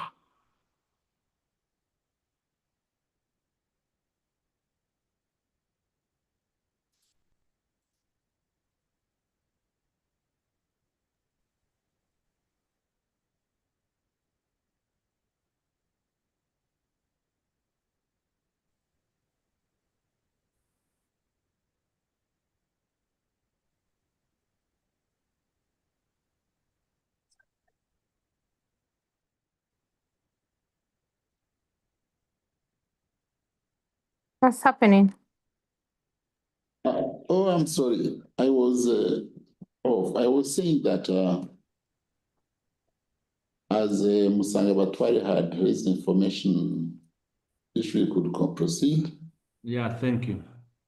I said procedure, Right Honorable Speaker. Right Honorable Speaker, regarding interoperability. I said procedure, Right Honorable Speaker. I would like to say that. Honorable Musanga Batwari, we have a procedural. Okay. Yeah, thank you very much, Right Honorable Speaker. Right Honorable Speaker, I think we're in the chamber and we are debating. We are not interacting to respond to the debaters. So I think the move of the motion should take note on those questions and answer. And when his time is come to reply, you have to answer those questions. So I think procedurally, we cannot just somebody who have been debating ask the question and respond again. It's not procedurally. The procedure is the move of the motion should take note on those questions, on those concern on debate. Then later on, when it's come to reply for the entire debate, you have to respond. Now it's just come that it's not only we're in the plenary, it's like we're interacting for among ourselves. I beg to submit. Honorable Speaker, we're already responding. You only asked us to step in. Honorable Kimgai, the mover of the motion himself, told us that Honorable Siranda and the Musanga Batwari, and maybe more knowledge in these issues, could respond to some questions raised by members when they were contributing. And that's what we are doing after I give the floor to the mover so that we can proceed. Thank you, Mr. Speaker. That is a correct position. So, Honorable Musangabatwari, you can proceed. Right, Honorable Speaker, thank you very much for your guidance. Regarding interoperability within the region, I can say that few partner states, such as Kenya, Rwanda, Tanzania, and Uganda, have made progress towards bilateral and regional interoperability frameworks, allowing limited cross-border mobile money transfers. However, full regional interoperability remains a work in progress due to varying technical standards, regulatory frameworks, and the work integration challenges. This was highlighted by the chairperson of the committee during the presentation. There are some partner states which are in advance and some partner states which are in progress, while some partner states have not yet started because they joined the community recently. I submit that, Honorable Speaker. Thank you, Honorable Clement. Thank you, Right Honorable Speaker. And Honorable Clement, I want to appreciate you once again. The Honorable Fatuma and Honorable Alode have a very key area, specifically for the local mwananchi. Interoperability is on progress. But Honorable Speaker, if I have the money, I can deposit from URT here, it will go through Safaricom and another way, and eventually it will come to my line. But what you cannot do, if I have money in MTN mobile money, I cannot pick it from here. You can deposit, it goes through some other line and eventually it will be deposited. If I have soft money on my phone right now, I can send money to Uganda, I can send money to Rwanda, but I cannot pick it. Even paying via, I have to pay via Safari, even like at Uber or something. I can use the soft copy to send it, but I cannot use it if I want the physical one. So that is, at least there is a progress, is that you can send, you've reached some level, but once the system is harmonized, eventually we'll be in position to do that. And this system moves hand in hand with other systemic issues within the EAC, Right Honorable Speaker. So it is yes at some level, but work needs to be done. And so there is urgency for us to keep pushing. Very good. So, Honorable Chair, the mover of the motion, now you have the floor. You have to reply. Honorable. Yes, Mr. Speaker. Yes, you have the floor. Mr. Speaker, I sincerely thanks Honorable Dr. Siranda and Musanga Batware for their good response. They have made my work very easier.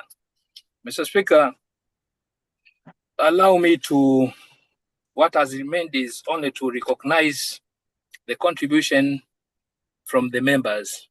But on the outset, I would like to express my sincere gratitude to you, Mr. Speaker, and also express my appreciation to the members of the House for the opportunity that they gave me to work as the chair of the Committee on Legal Rules and Privilege for 2.5 years. Mr. Speaker, I also extend my gratitude to the members of my committee for their unwavering support during my tenure as the chair of the committee. Truly speaking, Mr. Speaker, they made my work very easier. They were supportive to me to an extent of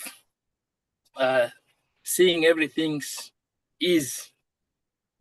Mr. Speaker, in my conclusion, I would like to acknowledge the contribution from Honorable Fatuma Ndagiza, Honorable Aisha, Honorable Dr. Walda, Honorable Winnie, Honorable Falhada, Honorable Amongi,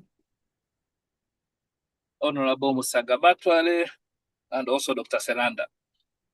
Mr. Speaker, I also acknowledge, because it is a work of the committee, I also acknowledge the contribution from the clerk of the committee, Mr. Asheri Wimile, and also the assistant, the committee assistant, Mary Mkenda, and also Dr. Anatori, who replaced our clerk, Asheri Wimile. I also thank Honorable Odongo, Honorable Ambassador Matthias, Dr. Ngwaru Magembe, Honorable Kachwamba, Honorable Kanini Kega, Honorable Kim Gai, Honorable Namala Dennis, Honorable Victor, and also those Honorable Musagabatwale and Dr. Siranda. Mr. Speaker, I beg to move so that the report of the committee be adopted. Thank you, Honorable Chair. Honorable members, we have been debating mob phones, mob money, home phones. It came in my mind this old souvenir when I could get a mob phone that I could afford myself. When I was, the first time I saw a mob phone was in 1993. And when we talk about mobile money, I remember that time I've been carrying money in small bags and going to deposit them in a bank. This world is changing, progressing quickly and quickly. I don't know where we'll be in 50 years or in 100 years. Of course, the progress is facilitating our lives positively, but sometimes it is affecting our lives negatively, and it will continue to do so. But with this, we have to be recognized and to be happy with all of these progress that have been made, because lives have been facilitated in many areas. With this, honorable members, the motion on the floor is that the report of the Committee on Legal, Rules and Privileges on the East African Community Payment and Settlement Systems integration be adopted. I put now the question that those in favor say, raise the hands. Aye. Aye. Thank you. Those to the contrary, raise your hands. Those in favor, they have it. Honorable members, we had still item number 4. Wait. Honorable members, we have 2 more items. But the motion that had been moved been moved saying that we can only proceed with this motion, meaning that as the motion was seconded and that the motion was understood, we have to stop here. So for tomorrow,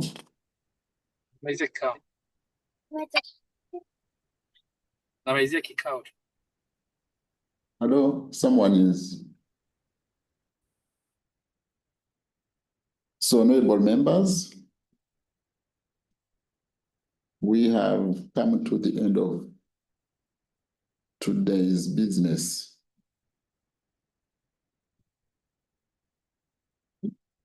I now adjourn the House to Saturday, 12th July, 2025 at 11:30 a.m.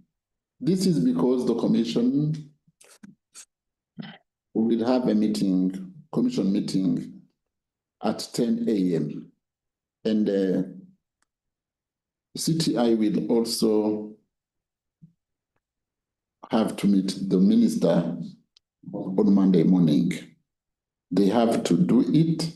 The other thing I remind my members is that in case the consultations on this report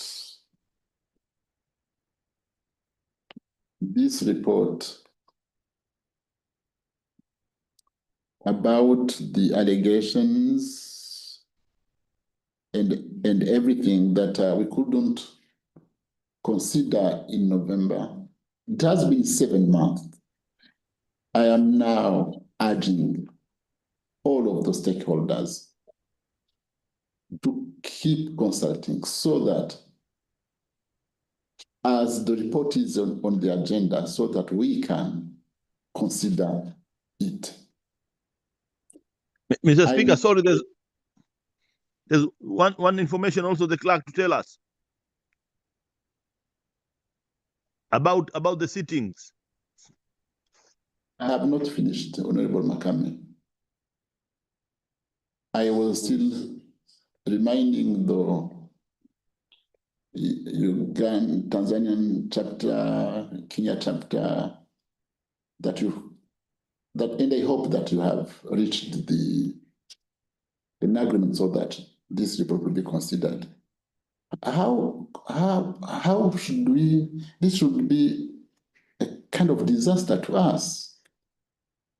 More than 200,000 money, 2,000 shillings. I was told there was even something like 300,000 shillings. We have to justify this money.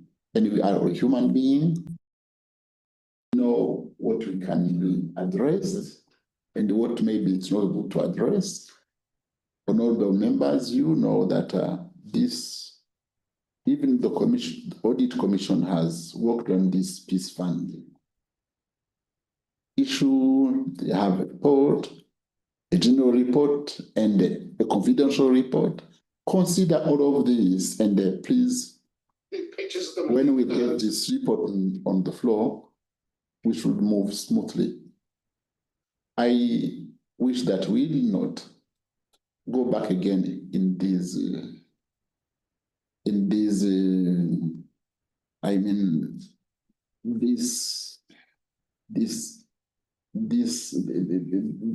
this mood where we were as if we were going to fight, as if we're going to say that we will not get quorum, as if no, we are a family, we have been together, we are a team.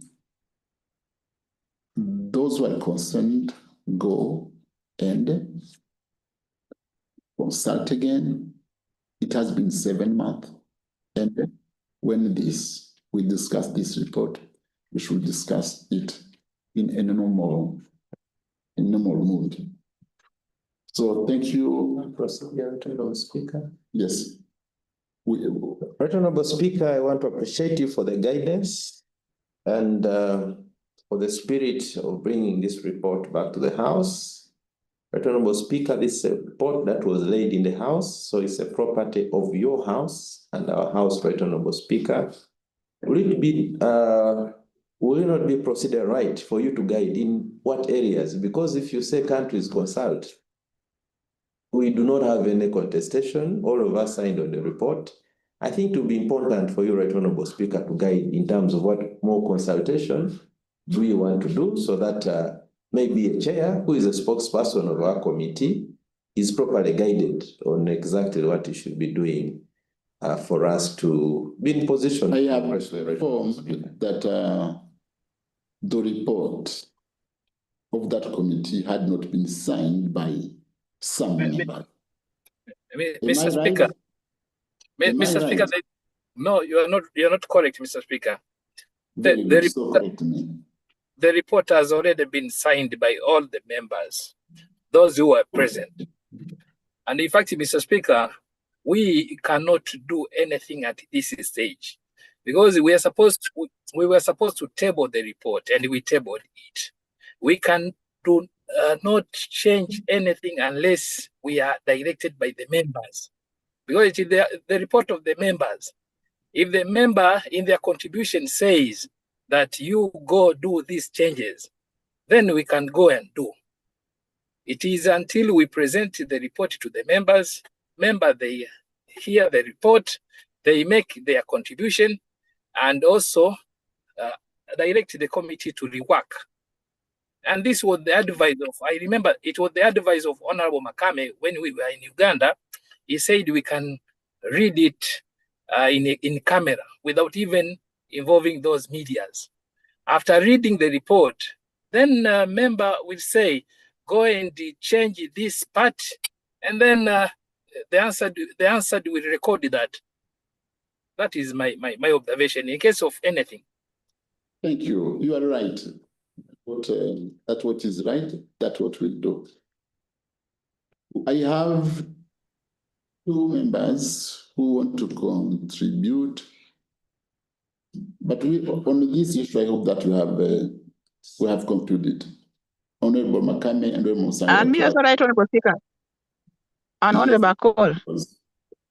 Thank you, Mr. Speaker. Mine was just to request the clerk to make a housekeeping announcement on the issue of payment for the seating allowances, because members are inquiring about it.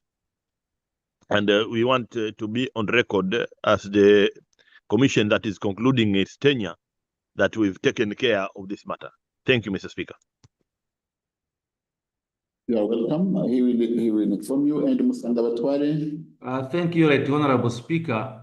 I want to ask the way forward for the legal report on rules of procedure, not yet adopted by the plenary. I want to be guided. I submit, Right Honorable Speaker.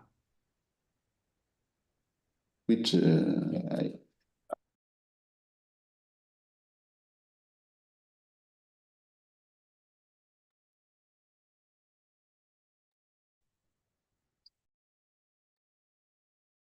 Right Honorable Speaker, I want to be guided because in the coming days we will have I'm coming back to the you. Committees.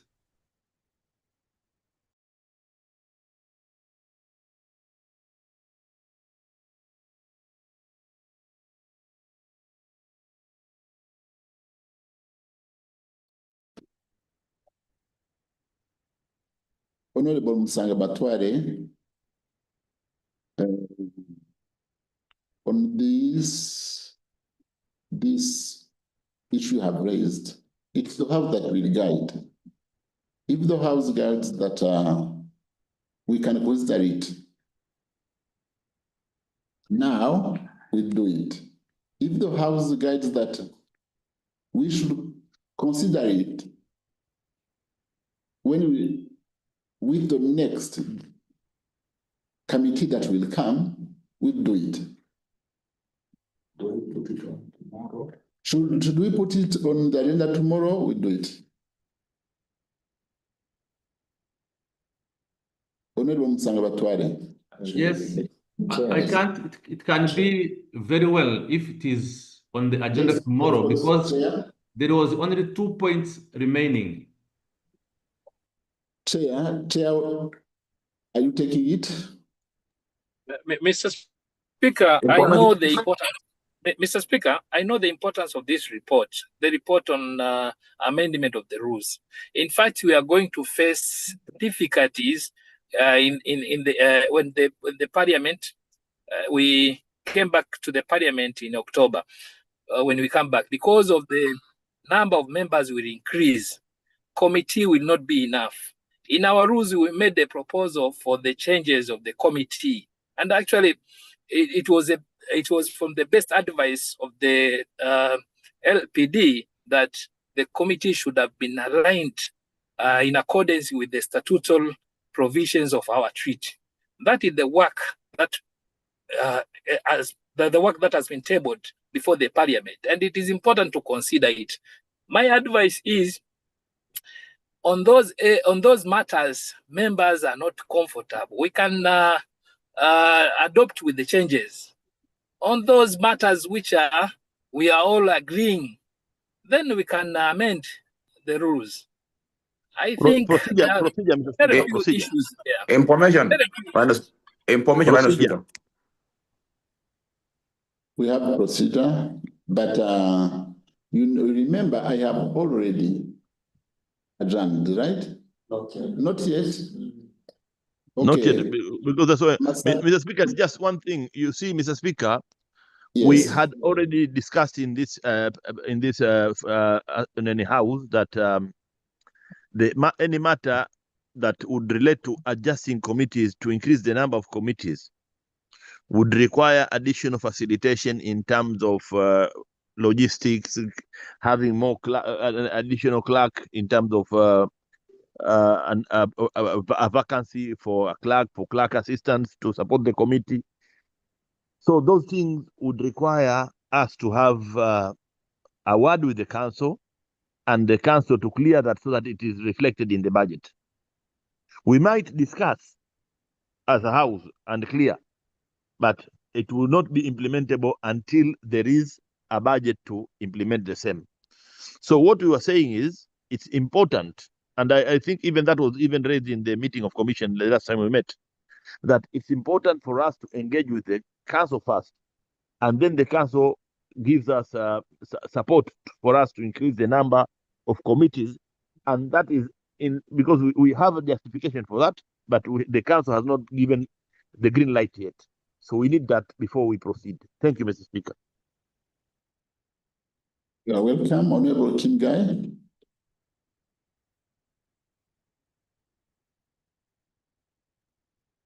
Yes, Madam Speaker. Mine is just about the adopted of the reform on legal rule and procedure.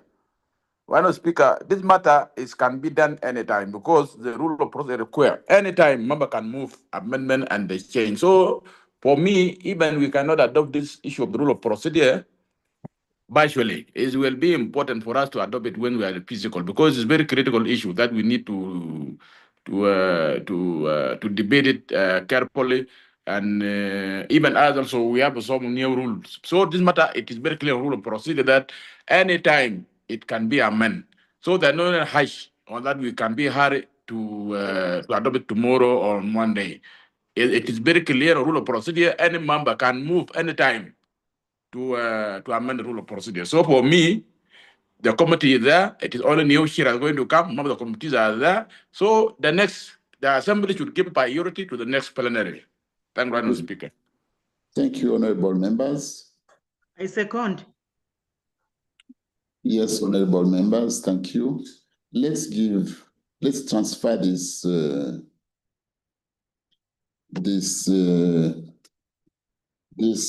proposal to the next committee on legal rules and privileges.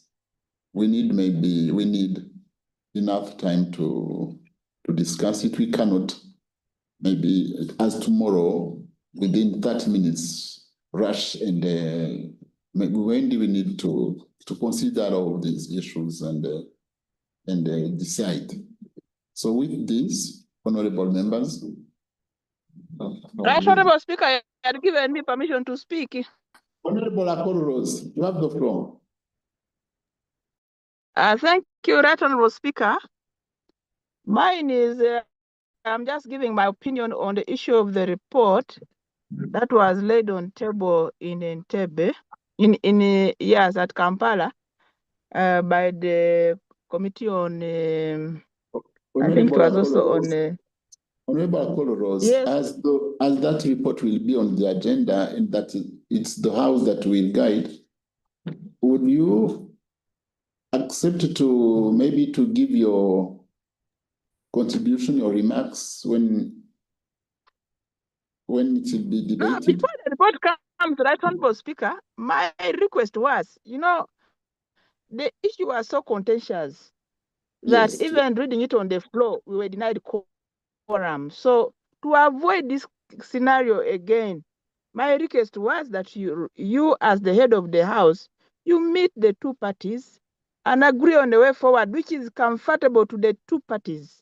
Because we might bring it on the floor and say it will be read in camera, and still we will be denied quorum.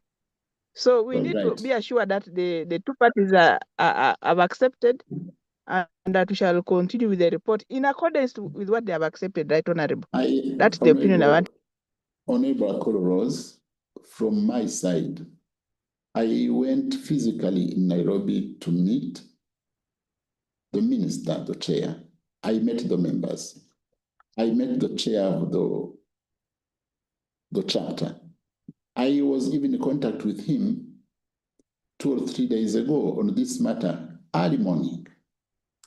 And on the Tanzanian side, I have talked to the members, even to the minister in charge of EAC. For me, as a speaker, I think I did what I could do. Now, after 7 months, I am still encouraging them to reach an agreement. And I hope that's why I'm saying that I hope that they reached something. Because what I don't want me is to find that we should again be quarreling in a kind of drama, in a kind of this or that.